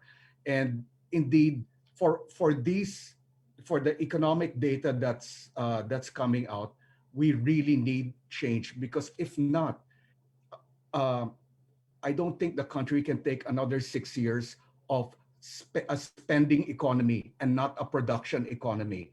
It will lead to a currency crisis, and that's the last thing we need at this moment, especially that our economy is on its knees following a double dip recession. So ayun lang po ang aking reaction for now, and I'm happy to take questions later on. Maraming salamat po. Thank you so much for your reactions, Miss Maria Ressa, Sir. And hello, Sir. There. Hello. Okay, sorry, my internet is a little bit off at the moment. But yeah, before we move on to the question and answer portion, I'd like to start with a question posed by Miss Maria Ressa earlier. Miss Maria, if you could just your question first. First, let me unmute myself. So thank you. And it's great to hear the reactions of both Tony and Andrew. I mean, just to add the one point to Tony, which is really part of what's changed our character as a nation, our values, has been technology. And the fact that social media, which here we are, right? We're being live streamed on Facebook as well as, Zoom. Just look at the two different business models. Zoom, each of us pays for it, and we're not being manipulated. Facebook has wider reach, and yet everything that you put into Facebook, everything you post gets put into machine learning, puts it together into a model and knows you better than you know yourself, and you wind up getting insidiously manipulated. Well, we have an administration that has used this. Now we have, Andrew's inspired me to say we have the data, and we've had the data since 2016. And in order to beat these disinformation networks, what we in Rappler called the propaganda machine in 2016, will require real civic engagement, real values. So technology is both a weapon and a tool to manipulate us. It is also something that Isang Bayan is going to have to deal with. I asked two questions, and the first question was really about, so much of what Isang Bayan has done is focused on a mass-based voter, right? Getting people together, getting groups together. But power and money those who have power and money have largely stayed quiet. And the death by 1,000 cuts of our democracy, of our institutions, what we have seen happen in the past 5 years, happen because too many of those who have power and money have stayed quiet. And I've stated over and over that silence is complicity. I think the question is, how are you going to harness that? How will you make those who feel they have too much to lose, whereas our poor are losing their lives, but those who are protective of what they have, how do you get them on board? And then the second one was, what will Isang Bayan do after choosing the candidates? And that piggybacks off of Andrew's question, which is, are you going to take the policies of the candidates, or will you help shape the policies of the candidates? Justice Carpio. And thank you, first of all, to all the conveners. One more time, I will say that because it takes courage to step up during these times. Ms. Maria, so if you would you like to address this question to Justice Carpio, if that's okay? Yes, please. Yes, please. Justice Carpio, if you could, the question is, how will you make those who feel that they have too much to lose come on board, and what will Isang Bayan do after choosing the candidates? There po. Thank you, Maria, for that question. On your second question, what will Isang Bayan do after choosing the candidates? Well, we will take part in the campaign. Of course, the candidates belong to their own political parties. They will have their own political machineries. but we will put up a political machinery for Isang Bayan to campaign for the entire uh, uh, election slate of the Isang Bayan, from president to the Senate. So we will have our own political machinery, separate from the political machineries of the political parties that compose the Isang Bayan. On the platform, uh, we have our own ideas how this country should move forward. We have taken a position on the West Philippine Sea on extrajudicial killings, and we will come out with our position on opening the economy. But we will jointly formulate a final platform together with the candidates, because we have to take into account their positions also. So it will be give and take. We'll have to come out with a common platform after we have chosen them. But we will have our own. We have already our own positions. And of course, we'll have to agree on a unified platform on this. So that's my answer. Thank you. Thank you so much, Justice Carpio. Excuse me. Can I follow up?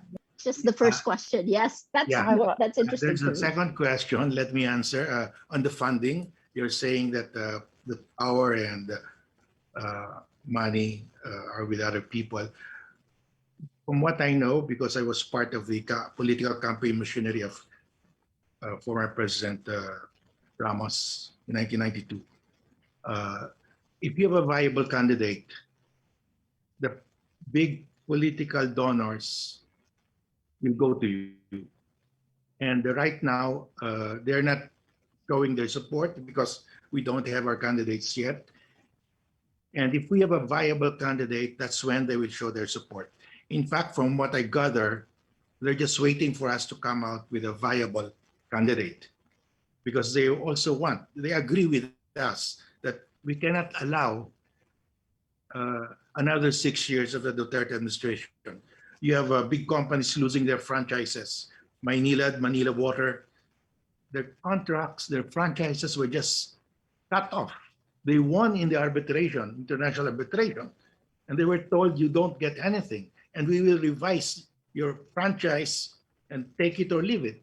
That's, businessmen put money based on the agreement with the government that this is the contract, this is the franchise. And the government will just say later on, after they've invested so much, sorry, we're changing everything. That is what businessmen want to avoid. They cannot operate under that condition. They will leave the country if you continue with that. And that's why investments have been going down, because they're worried that their contracts will not be honored.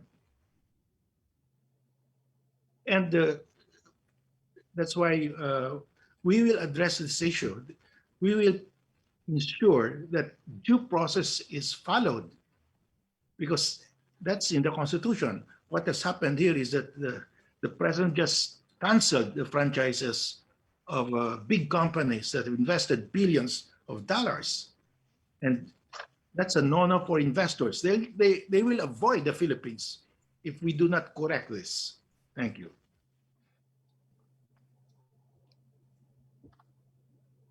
Okay, thank you so much, Justice Carpio. Up next, Attorney Lavinia, if you could just repeat the question that you said earlier regarding how, if I'm not mistaken, how will Isang Bayan transition into campaign mode? Correct po?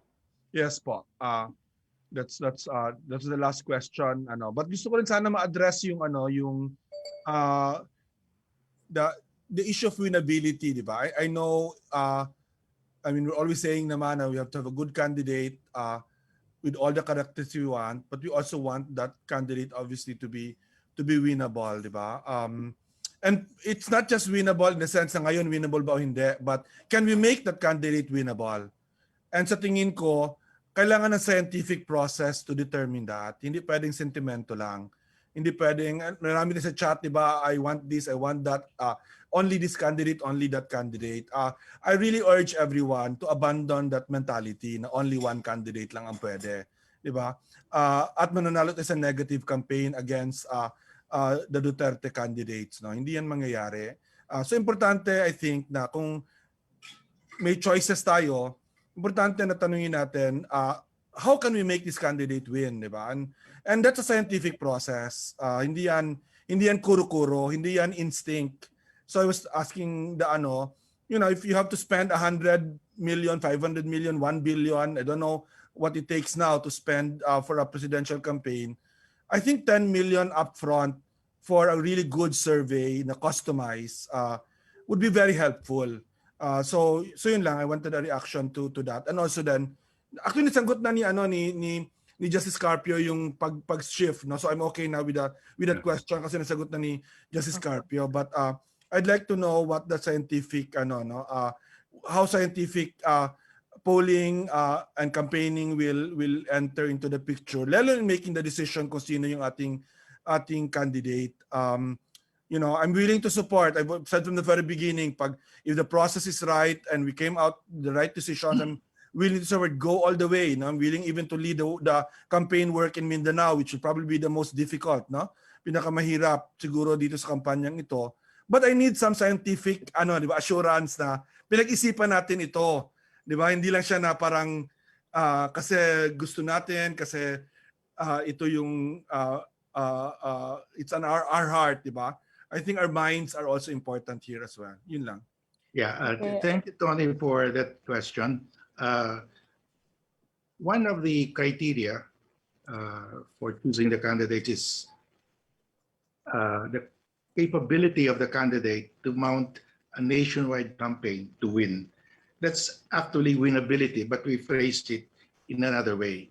It's the capability to mount a nationwide campaign. And another criterion that we're using is we have two kinds of surveys: the online survey, and we commission also traditional surveys of SWS and Pulsatia, and we are asking the questions like this: what if there are only two candidates, A versus B? Whom would you vote? So we go through all of this: A versus B, A versus C, A versus D. And then we also ask the question, if there are 3 or 4 candidates and other candidates are not actually going to run, and you chose the other candidates that are not running, who is your second choice? So we ask also the second choices, because everything will change.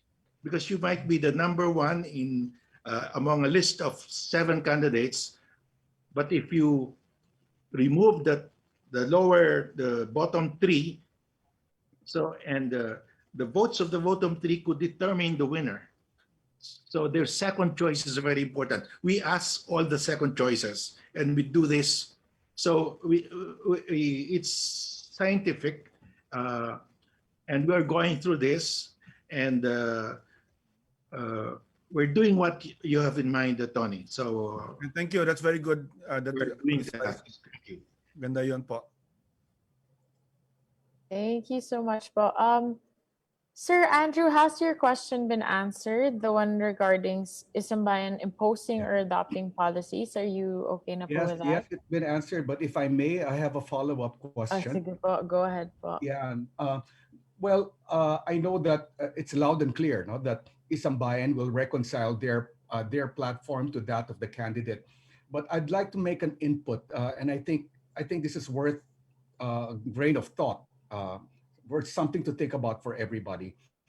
And this relates to political reform. And I think the conversation about political reform has to be made at some point or another. And what I'm harping at is there's a serious flaw in the political system of the country. And that is the political elite and the economic elite are one and the same. and this breeds conflict of interest, and this exacerbates rather income inequality, because the political elite are allowed to engage in business, while the economic elite are allowed to engage in politics, both of which are meant to consolidate their wealth and power. And in other countries, like South Korea, for instance, the political elite and the business elite, their interests are never made to intersect. In other words, they're in fact even meant to mitigate one another. And I think that is a big factor that is causing the income inequality gap that's really in proportions that are alarming already in our situation here in the country. And also, I want to raise another important factor, another important consideration with regards to political reform, and that is the enactment of a bill, an anti-dynasty bill. Okay, we know that the 1987 Constitution mandates that there should be an enabling law to prevent political dynasties. But for the last 35 years, this law was never made. Was never enacted. And why should it? Because the very people who have the most to lose from the enactment of an anti-dynasty law are the very people who are mandated or who can enact the law. So we're in a parang na-checkmate tayo dito. So this really, these two areas of political reform are very important to me and to everyone else if we are to move forward in national development. And my question is, does this form part of the agenda of Isang Bayan? Anyone can answer. Yes po, to all the conveners po, if anybody would like to answer lang po. Yeah. Yes. I understand what you're saying, Andrew. In like in South Korea, the prosecution service is independent, and they can investigate politicians and government officials, and that's why you see their presidents being prosecuted and jailed, because the prosecution service is independent. They are not under the control of the president. Our prosecution service is under the control of the president, and the president is a political animal, and that's the big problem. But we have the ombudsman. The Constitution created an ombudsman who is supposed to be like the independent prosecution service in other countries. But again, it depends on who heads the ombudsman.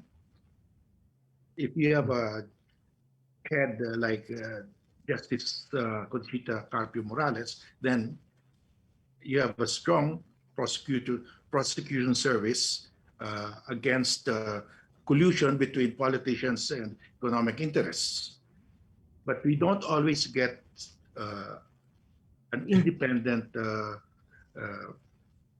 and fearless ombudsman, and that's a problem. I'm trying to search the solution within the present constitution, and I think we have to appoint somebody who is independent and fearless as the ombudsman, and who can make the prosecution service independent. And then you can prevent this collusion between the politicians and economic interests. That is the solution, short of a constitutional amendment. Thank you. Thank you also. Thank you so much, Justice Carpio. Our next question is from Mara Cepeda of Rappler, to be answered po sana by Attorney Howie Calleja. So the question is, you had included Manila Mayor Isko Moreno and Senator Nancy Binay among your initial choices for president and vice president nominees. What happened to the talks with them, and why weren't they included in today's list? Did they say no to the coalition? Attorney Howie? Yes.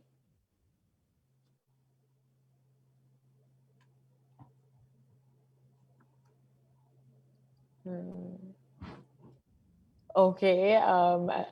If anybody else from our conveners would like to answer na lang po, if possible po.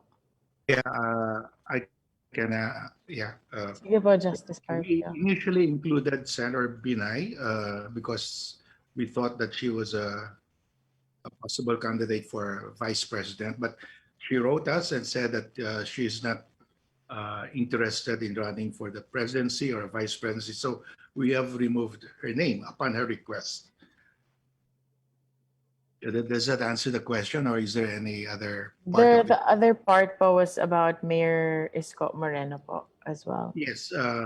As for Mayor Isko Moreno, we initially included him because he was also interested. We have talked to him and he said he was interested. But the other day he wrote us saying that he wanted his name taken out of the list of nominees, possible candidates for president. And of course, we respect that. So we have removed his name as a possible candidate for president or vice president upon his own request. And we respect his request. Thank you. Thank you po. The next question po is also from Mara Cepeda of Rappler. May we know the convener's response to Senator Lacson declining Isambayan's invitation for him to be a presidential nominee? Why extend an invitation to him if he was a proponent of the anti-terror law? The question is open po to be answered by any of our conveners. I will answer that. Sige po. The Isang is an inclusive group. We try to put together the democratic forces. We may have differences with Senator Ping Lacson on the anti-terror law, but that will not define our relationship because that issue will be decided by the Supreme Court. And if the Supreme Court says that the anti-terror law is constitutional, we abide by that. And if the Supreme Court says the anti-terror law is unconstitutional, we expect Senator Lacson to abide by that. So we have a referee who will decide, and both of us will agree to follow the decision of the referee. So that one we can set aside because there's a solution to that issue. But it's up to Senator Lacson to join or not. We cannot force anyone, and we would be happy if they join voluntarily. And if they request that their names be deleted, we have to honor that request. Thank you. Thank you so much po, Justice Carpio. Our next question is from Xavi Gregorio of Philippine Star. His question is, I can't help but notice the chats on Zoom and supporters seem bent on certain candidates over others. How can Isambayan ensure that its nominees will actually unite behind a single ticket and not break away to mount their own candidacies, given that they already have a strong supportive base? This question is open to any of the conveners of Isambayan. Let me answer that. All the candidates that we've talked to, we asked them if you want to join the process, the selection process of the Isang-Bayan, you have to agree to abide by the decision. If you are not chosen, you have to support the candidate that we choose. And all of them so far have agreed to abide by the decision of the Isang-Bayan, by the conveners.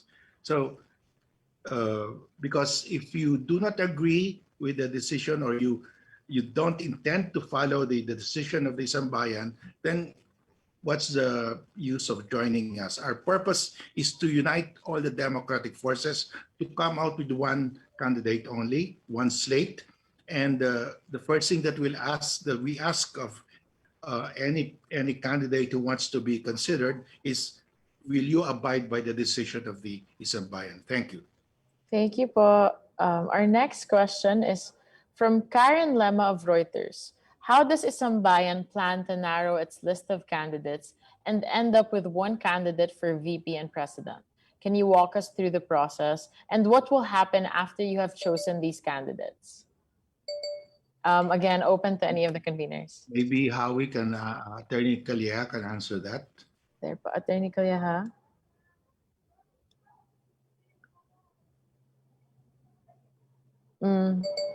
Ay, think naka-exit si... yun po. Nagkaroon ng technical issue yung kay Howie. Can we have other conveners please answer?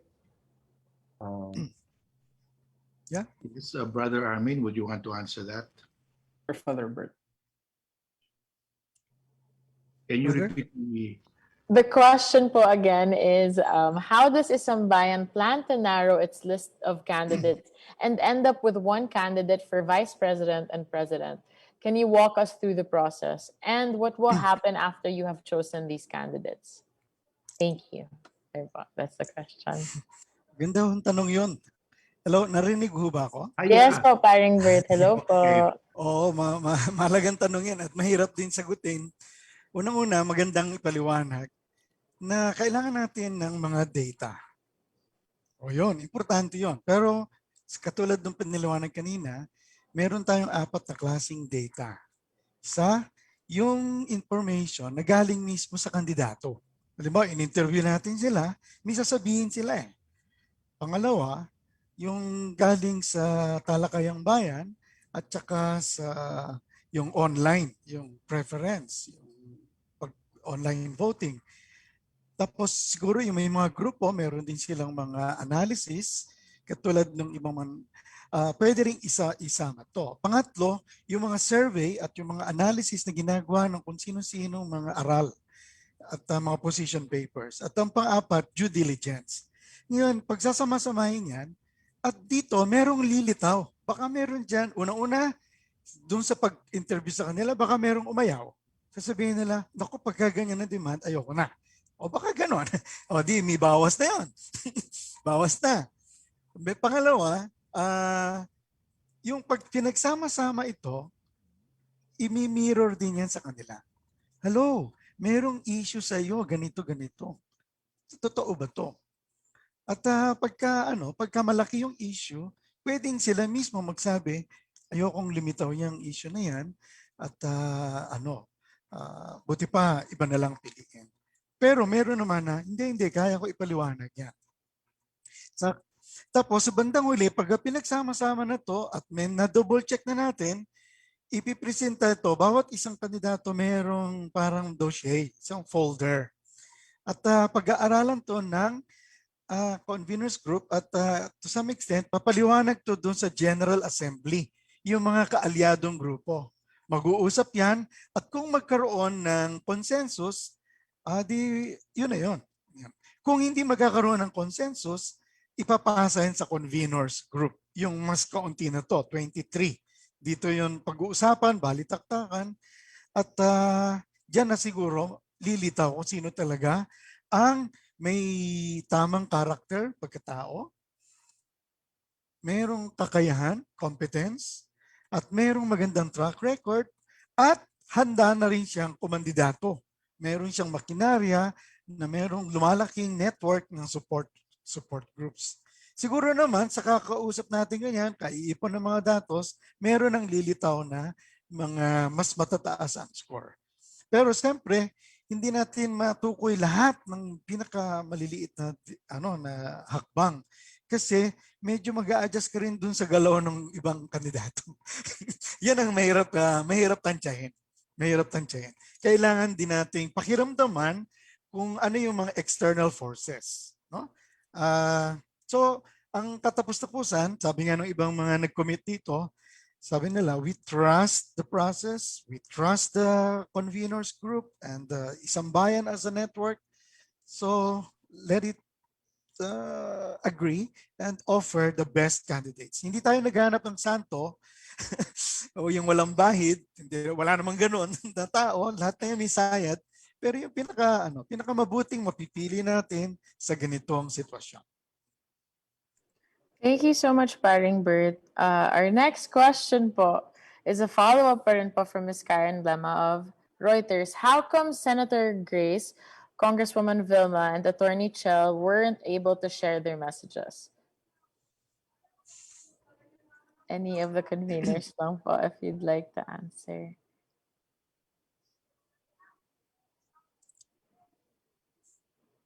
Hindi yata umabot. Paring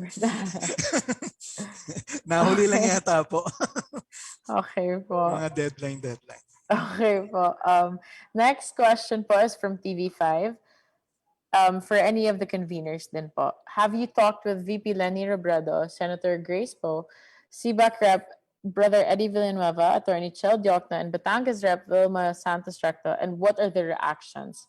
Did any one of them actually confirm that they will run for the position? Thank you. There po, any of the conveners lang po.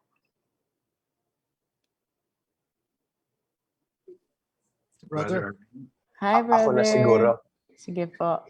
Ang maigsing sagot, nakausap naming lahat pag sinabi namin, hindi naman lahat ng conveners, meron kaming small group of conveners na nakikipag-usap isa-isa doon sa mga principal na nabanggit kanina. Ano pinag-usapan namin? Ang pwede kong sabihin, kasi meron kaming siyempre confessional seal. Ang napag-usapan namin, pumayag sila na isama yung kanilang pangalan doon sa listahan na ininominate sa Isang Bayan. Pangalawa, na pumayag din sila na sila ay sasama at papaloob doon sa proseso na sinusulong ng Isang Bayan.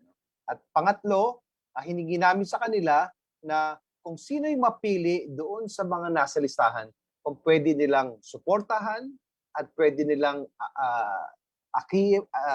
encourage yung kanilang mga supporters na suportahan din.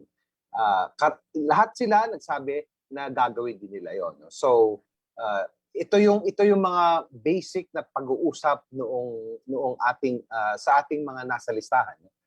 Kasama na diyan yung pag-uusap tungkol syempre doon sa mga issues, no? So yung mga critical issues, meron namang meeting of minds. Siguro yung pagkakaiba ay yung sa paano gagampanan, paano gagawin yung halimbawa sa ekonomiya, sa West Philippine Sea, but in very general terms, yung targets at saka yung key issues na ipinapaglaban ng Isang Bayan ay pinapanigan din naman nitong mga kandidato na nabanggit. Salamat. Thank you, Brother Armin. The next question po is for Attorney Howie. How many members do you have right now? How many members and supporters do you envision you will have before the May 2022 elections come? That question is from the viewers po, for Attorney Howie. Yes, Ria, can you see me now? Yes po, there po. Yan, okay. Kanina hindi tayo nagkita, but okay, good afternoon to everybody. Ang Isang Bayan, if you look at our Isama Ako app, we're almost 4,000 members already in the Isama Ako app. So if you look at our chapters, we have more than 40 chapters already, Luzon, Visayas, Mindanao, plus yung ating overseas chapters. If you look also at our sectoral representatives, organizations, we have more than 40, almost 50 organizations and coalitions already. If we put this all together, we estimate we have more than 4 million members, including our organization and coalition partners. So we are growing, and we are very busy forming chapters. And I guess this is also part of the question a while ago. How will we transform to campaign mode? Because we now have chapters, grassroots on the grounds, not only Luzon, Visayas, Mindanao, but in most and all provinces, we're already forming. And as I said, we have already formed more than chapters in the country and abroad. Thank you. Thank you po. Attorney Howie, another question po for you. What makes each of the 6 candidates qualify in the Isang Bayan presidential list? What are the main qualities that you considered? Well, sinabi na atin yung qualifications natin, yung track record, tinignan na most of them have been in public service and private, also in private work. So tinignan po natin yung kanilang track record at nakita natin na ang kanilang track record kumbaga maayos at nasasang-ayon para sa ating suporta at tulong sa mamamayang Pilipino at sa Isang Bayang Pilipino. Titingnan din natin yung mga sinabi nila o yung character nila. Hindi naman po sila yung mga nagjo-joke-joke o nagsisinungaling. So nakita natin na may isang salita sila, palabra de honor, kaya nakita natin na pwede rin silang masama sa Isang Bayan. And ang importante dito, Ria, at dun sa ating mga viewers, sumasang-ayon sila sa unity. Sumasang-ayon sila sa inclusiveness, no? Hindi naman sila tayo lang o kami lang. So they agree to the principle of unity. They agree to the principle of respecting and engaging and coming into the process and respecting into the process. So I think that is very important. And we see that they are not only capable, but physically and mentally capable also of running a national campaign. So very important yun, lalo na yung physical health, no? At saka kailangan transparent din. So we see that they are more than capable, but I guess we need also the help of the citizenry, yung ating mamamayan, para tulungan din po mamili ang isang bayan. Salamat po. Salamat, Ria. Thank you po, Attorney. The next question po is addressed to Secretary Alberto Rosario. Did all of the nominees commit to support the Isang Bayan's choice? You're muted lang po. Yeah. There po. Thank you. The answer is short and sweet. The answer is yes. Thank you po. The next question is from Kyle Atienza of Business World. The next question is, what are the plans of Isang Bayan to get the support of local leaders? Has the coalition already talked with local politicians and the respective parties? Ms. Ate Rosales, if you could, they want you to answer this question. There po. Okay, thank you. I was actually out of the loop for quite some time. I was only able to get in right now. Look, we launched it March 18. What date is it today? It's June 12, right? So March 18, April 18, May 18, and it's not even 3 months old. So we have talked to some LGUs, we've talked to some barangay captains, and we are just in the period of forming our organizations. Yes, we have tried to talk to some LGUs, but you know something, I think that we have to look at the context of the political climate now. Don't you realize how timid and shy politicians are in trying to cross over to the position of opposition? Yes. Don't you realize, and this was pointed out a while ago, how big businesses are timid and shy to go outright because of the investments? They just cut the contracts. This was pointed out very succinctly by Justice Carpio. So the fact that business is shy, a bit conservative, and politicians are shy, so too are LGUs. So we try to understand this context. And the only way you can really get them to be a bit more courageous is to organize in the grassroots and to show that people from the grassroots are now being organized and are having more courage to speak out and articulate their positions. So it's a balance. Bibingin kaya yan. Pag naramdaman nila na mas marami na dito sa grassroots na naoorganisa, Maralitang Tagalunsod, Katutubo, yung mga binanggit kanina ni Tony Lavinia, marami yan na nag-oorganisa. Pag naramdaman yan ng mga politiko at ng mga malalaking negosyante, sasabihin nila, abay, mukhang okay pala. So ito ang strategy ng sambayan. We do things both at the same time. We talk to them, but diplomatically, we try to understand the politicos and businesses, but at the same time, we organize at the grassroots. Pero I have a question to ask one of the reactors, if I may. Pwede ba, Ria? Sige po. Oo. I'd like to ask Andrew. Andrew, by the way, I read your articles and I have been so impressed with the way you write. So I asked Justice Carpio, who was this who was writing so, precisely and with such accuracy. I'd like to ask because, Wu Changko came out with a very, very accurate, succinct, and no holds barred analysis of what to expect in these coming elections. It's going to be a troll game, he says. They're not going to talk about human rights. They're not even interested in justice and so on. It's going to be who has the best number of trolls. It's a money game because it takes, money to be able to organize your trolls. So somebody was asking, I think it was Maria Reza, that we do have to develop a scientific method of trying to address, digital communications. So, of course, Sambayan says, yes, we will do that. But I want to ask you, how do you reconcile that?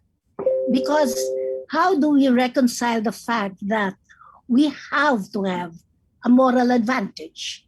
We have to talk about what is right on human rights against misogyny, against autocracy.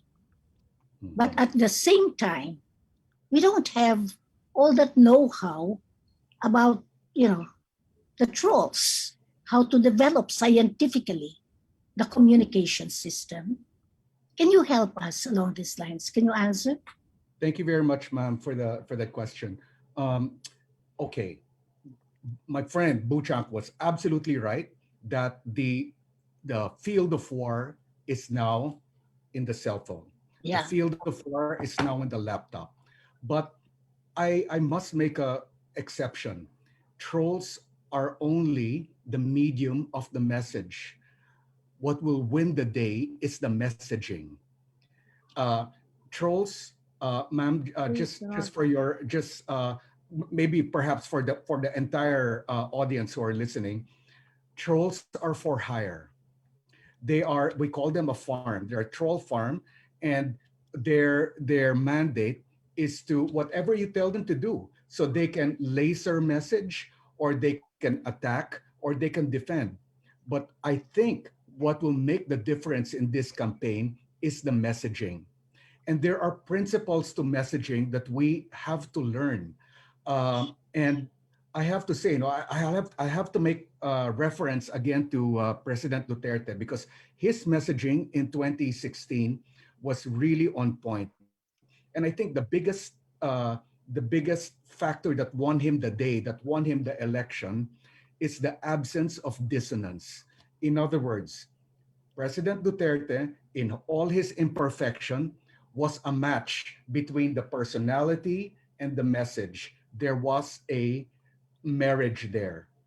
And if I may say so without offending anybody, just saying this as a matter of fact, when you talk about Mar Rojas and when you talk about Mr. Palenque, there is a dissonance because he is not Mr. Palenque, he is the owner of the Palenque. And people know that. So there are many principles to messaging. Another one, ma'am, if I may add, is confirmation bias. And I have to underline this. Confirmation bias is telling the people what they already are biased against. Okay, so we were pre-programmed as Catholic Filipino children to be against the Communist Party, to be against the oppressive rich, to be against maybe the incumbent government even, which is why it was no surprise that President Duterte made an enemy out of the oligarchs, out of the communists, and out of the past administration. He was only confirming what we already had the bias against, therefore making him the voice of the people. So my point, ma'am, is there are many communication strategies and philosophies that make up the campaign. While I agree that trolls are an important factor, the trolls of today are merely what was mass media, albeit without credibility, mass media in the days of yore. That is what the trolls are of today. But at the end of the day, what will win the campaign is the messaging. And I think people gravitate to organization and people gravitate towards the good. So I have I feel very confident. My sense of confidence is so high with Isambayan because we're doing this. We're taking the higher moral ground. And it's only underlined by the fact that the lower moral ground has failed. And the statistics prove it. So I'm quite confident, ma'am, about our messaging. Disseminating the messages out is another challenge. Pero ma'am, that can be surmounted. They are not organic. Okay, sorry. The DDS is organic to a certain degree, but they're also funded and organized, which means to say that we cannot do the same. I hope, ma'am, that was a okay explanation po.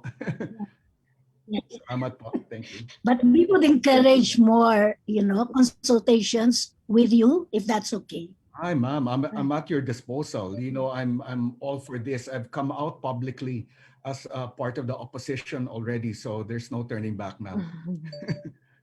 Thank you so much. I'm at your disposal. Thank you so much. We have our last two questions for this afternoon. The first question is for Ombudsman Conchita Carpio Morales. Do you think COMELEC will be capable of managing the elections, especially with the pandemic also coming into play? We always hope for the best. We have to trust the integrity of the members of the COMELEC, because if we don't, we would be pessimistic. And I still believe that the people who have been appointed as members of the COMELEC would take the pulse of the nation. In other words, they would probably, I'm not very sure though, they would probably take the interest of the many, less in favor of the interest of the few. Thank you. Thank you so much, po. And for our last question for Attorney Howie is, how do you plan to do your campaigns during the pandemic? What if lockdowns happen again? Attorney Howie? Ria, can I also Hello, answer? Ria. Hello, Ria. Yes, po. Yes, I'll give to Dean Tony first, then I can answer after. Yes. Tony? Sige po, sige po. No, I was going to answer the same question as Ombudsman Morales. Actually, as important as this partisan work that we're doing in Sambayan is also the work that many other groups are doing to have a COVID safe as well as an honest elections, because those are very important things to do and the work has to begin now. So actually, the Ateneo School of Government, I'm no longer dean there, by the way, it's Dean Ron Mendoza, who's the dean. They have actually put up a coalition, it's called Participate, with hundreds already of organizations that are working with COMELEC to get the budget right, so that we have COVID safe campaigns and COVID safe elections. So thinking about things like limited rallies, limited attendance, and all of that. But we can definitely have a good, robust campaign as well as safe elections, and other countries have shown that that's possible. But it's also something that has to be worked on starting today. Thank you. Thank you so much, Attorney. Can I just add to that? Yes, po. Go ahead, po.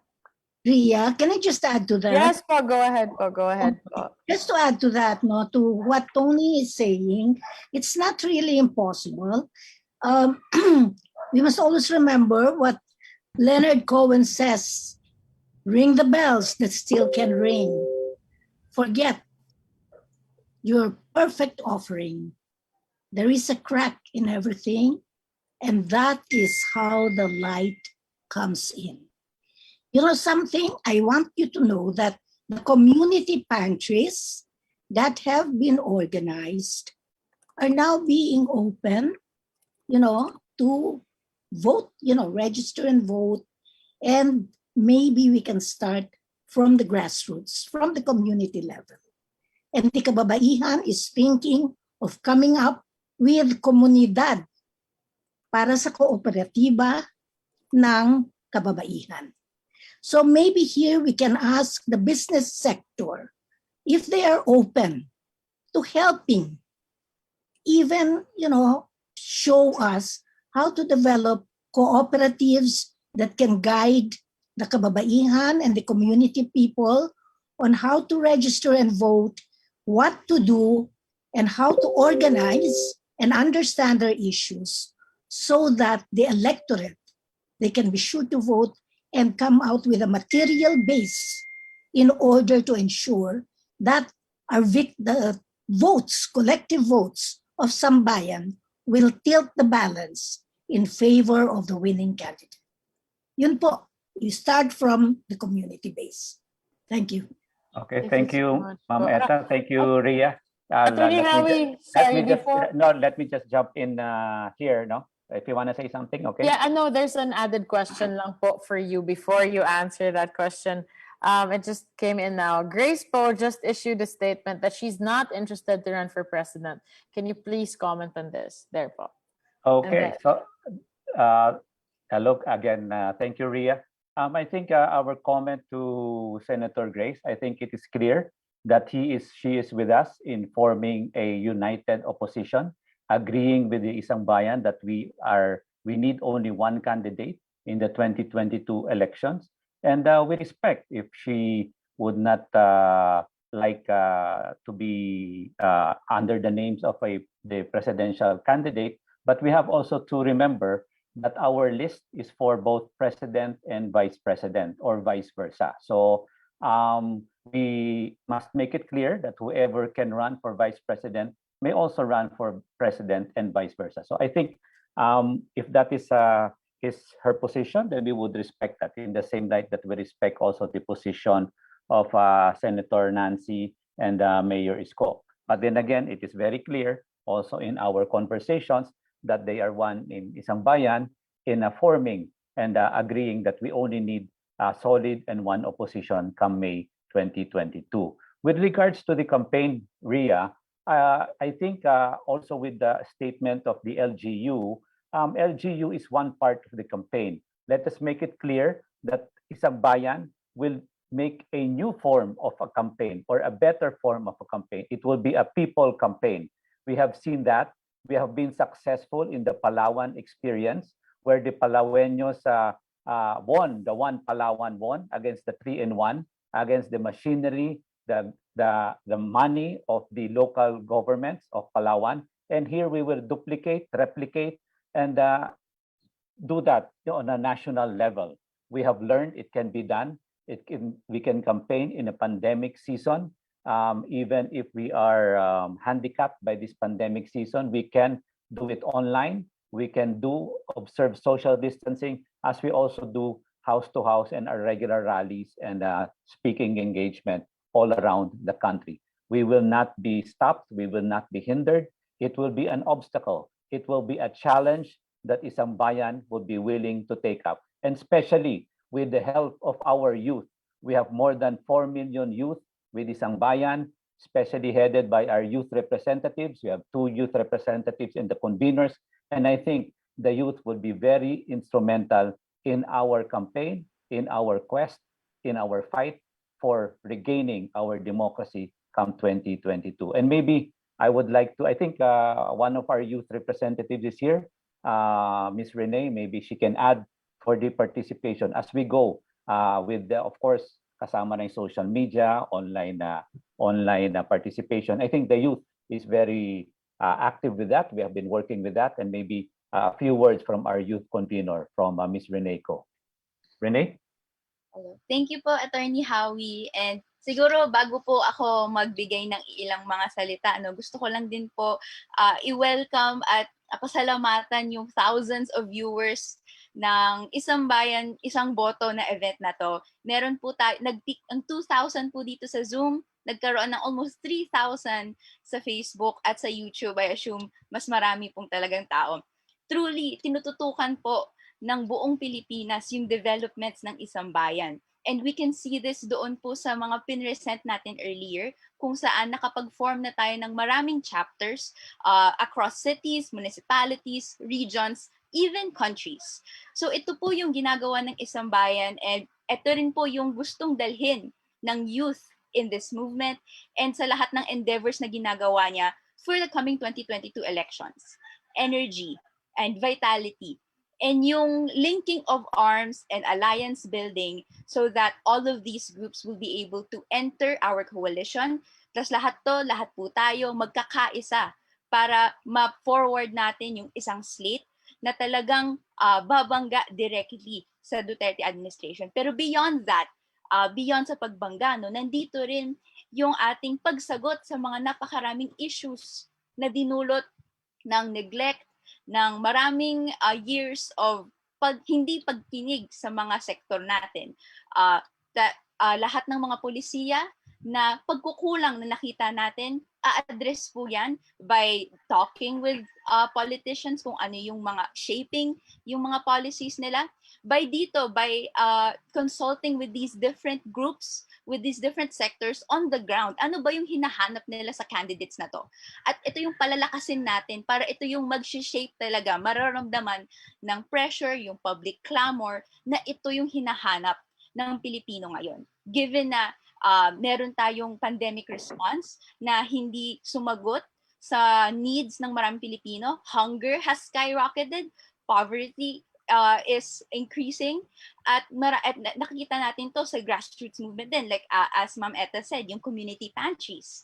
So given na maraming grassroots movement ngayon, maraming years of experiences din of activist movements, of different initiatives, kailangan lang nating i-link up tong lahat, makinig sa kanila, at papakinggan din ng isang bayan lahat ng mga tao na to through the different platforms that will be opened up, through the different consultations that we will be doing. May mga town hall pa pong na-organize and meron pa pong planned in the future. And sa pagpasok ng mga ng organization to, pag member nila, yung bosses nila mismo, yung bit-bit nilang sektor nila, papasok po ito sa proseso, sa information na namin ida-digest ng isang bayan and for other candidates as well. So, yung sinabi po lahat na yung the different ways by which we gather information, the different ways by which we will continue to shape policy through public clamor, through alliance building, lahat po ito gagawin ng isang bayan, kasama ng kabataan, ng iba't ibang sektor, para at the end of the day, we really see this competent slate na mapapanalo natin for the 2022 elections. Ayun lang po, gusto ko lang din po ibahagi na yung kabataan willing na mag-forward ng slate na talagang nakikinig sa issues ng sektor ng kabataan, and magagawa lang natin to kung lahat tayo magsama-sama and really to participate in the process that we have. Yun lang po. Thank you so much to our conveners for answering the questions, and to all the people who tuned in and sent their questions. I hope nasagot po namin yung mga tanong niyo today. Pero kung hindi pa po namin nasasagot, please feel free to contact Isang Bayan through the social media platforms available to you. And before... Ria, can we hear from Sani Matula before you introduce JP, please? Is he here now? Yeah, andyan siya. There po, from Nagkaisang Manggagawa, Attorney Sani Matula. Nakamute lang po, attorney.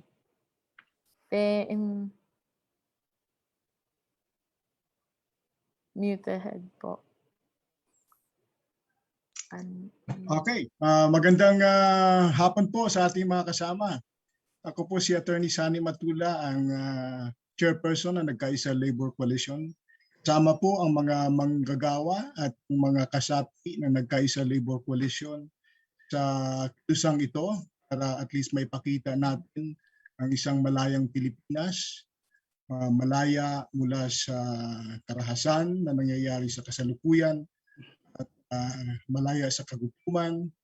Gusto ng mga manggagawa siyempre na mataas ang antas ng kanilang kalagayan, at sa palagay namin ay hindi ang mangyayari kung ang kasalukuyang administrasyon ay mananatili sa susunod na termino. Kaya po ang mga manggagawa ay malakas ang suporta sa sambayanan at sa mga kandidato na mapipili ng isang ito. Maraming salamat. Thank you so much, Attorney Sunny. And before we end our program today, we'd like to call on Attorney JP Calleja, ang spokesperson po ng Sambayan, para lang po ipabatid sa inyo ang mga susunod pang programa ng Isang Bayan. Attorney JP, if you please. Maraming salamat, Ria. Magandang hapon po sa lahat. Lahat po tayo dito sa Isang Bayan ay kasali. Tayo na po't makilahok sa pamimili ng ating mga kandidato. Sa July 1, magbubukas ang ating voting portal para sa ating presidente, vice-presidente at mga senador. Huwag din po nating kalimutang sumali at makinig sa ating mga susunod na town halls o talakayang bayan. Sa June 19 po, ang Defense and Foreign Policy. Sa June 23, ang Business and Economy. June 26, kalagayan ng mga nakatatanda at PWD. Sa susunod na buwan din po ang ating mga religious organizations at ang mga kapatid nating Muslim sa Bansang Moro Administrative Region of Muslim Mindanao. Bayad utang ba kamo? Tayo na po't makilahok sa usapang utang, isang town hall tungkol sa ating international debt na pinamagatang Till Death Do Us Part. Meron po tayong app na pwede ninyong i-download. Hanapin lang po ang Isang Bayan app. Pwede nyo rin po kaming kumustahin sa aming Isang Bayan Facebook page o sa aming website sa isangbayan.org. At syempre, abangan po natin ang aming final slate of candidates na tatakbo sa susunod na halalan. Huwag po tayo mawala ng pag-asa. Kung tayo ay magkakaisa, nasa atin din po ang ating solusyon. Tayo na po at mag-isang bayan. Maraming salamat po.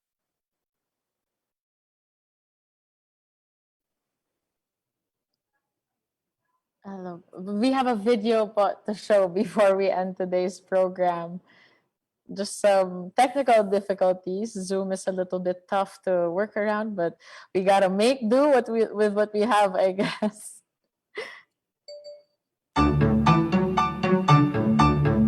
There we go. Panahon na ng pagpili, panahon na ng halalan. Pangit po yata yung video. Madami namang kandidato, madaming mukha at pangalan. Sino kaya ang bagay sa ating bansa? Hindi lamang forma at salita. Sino o sino kaya?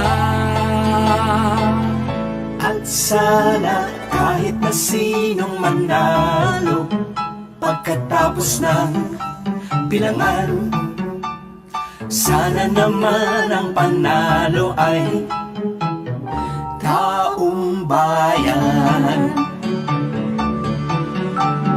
Sino kayang mananalo at magiging totoo Sa pagnanais ng tao, umulat sa madaling panahon. Sino man siya, pag-asa kaya ang dala. Sana naman, sana siya'y umira tapat sa bansa. at sana kahit na sino manalo, pagkatapos ng bilangan, sana naman ang panalo ay taong bayan. La la la la la la la la la.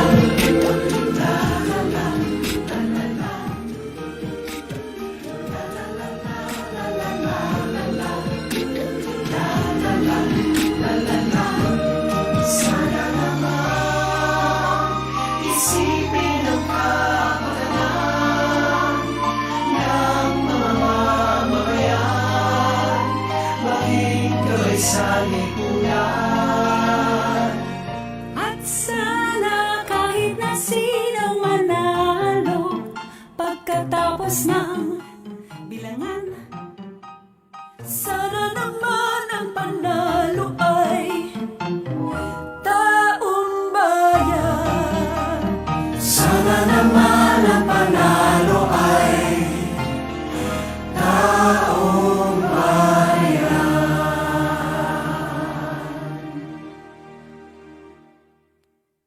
And there you have it.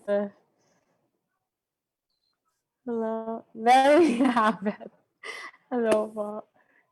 Please do not forget to vote in May 2022. And if you are watching this and you're still not registered, you have until September 30, 2021. So please don't wait until that day, okay? You have so much time until then.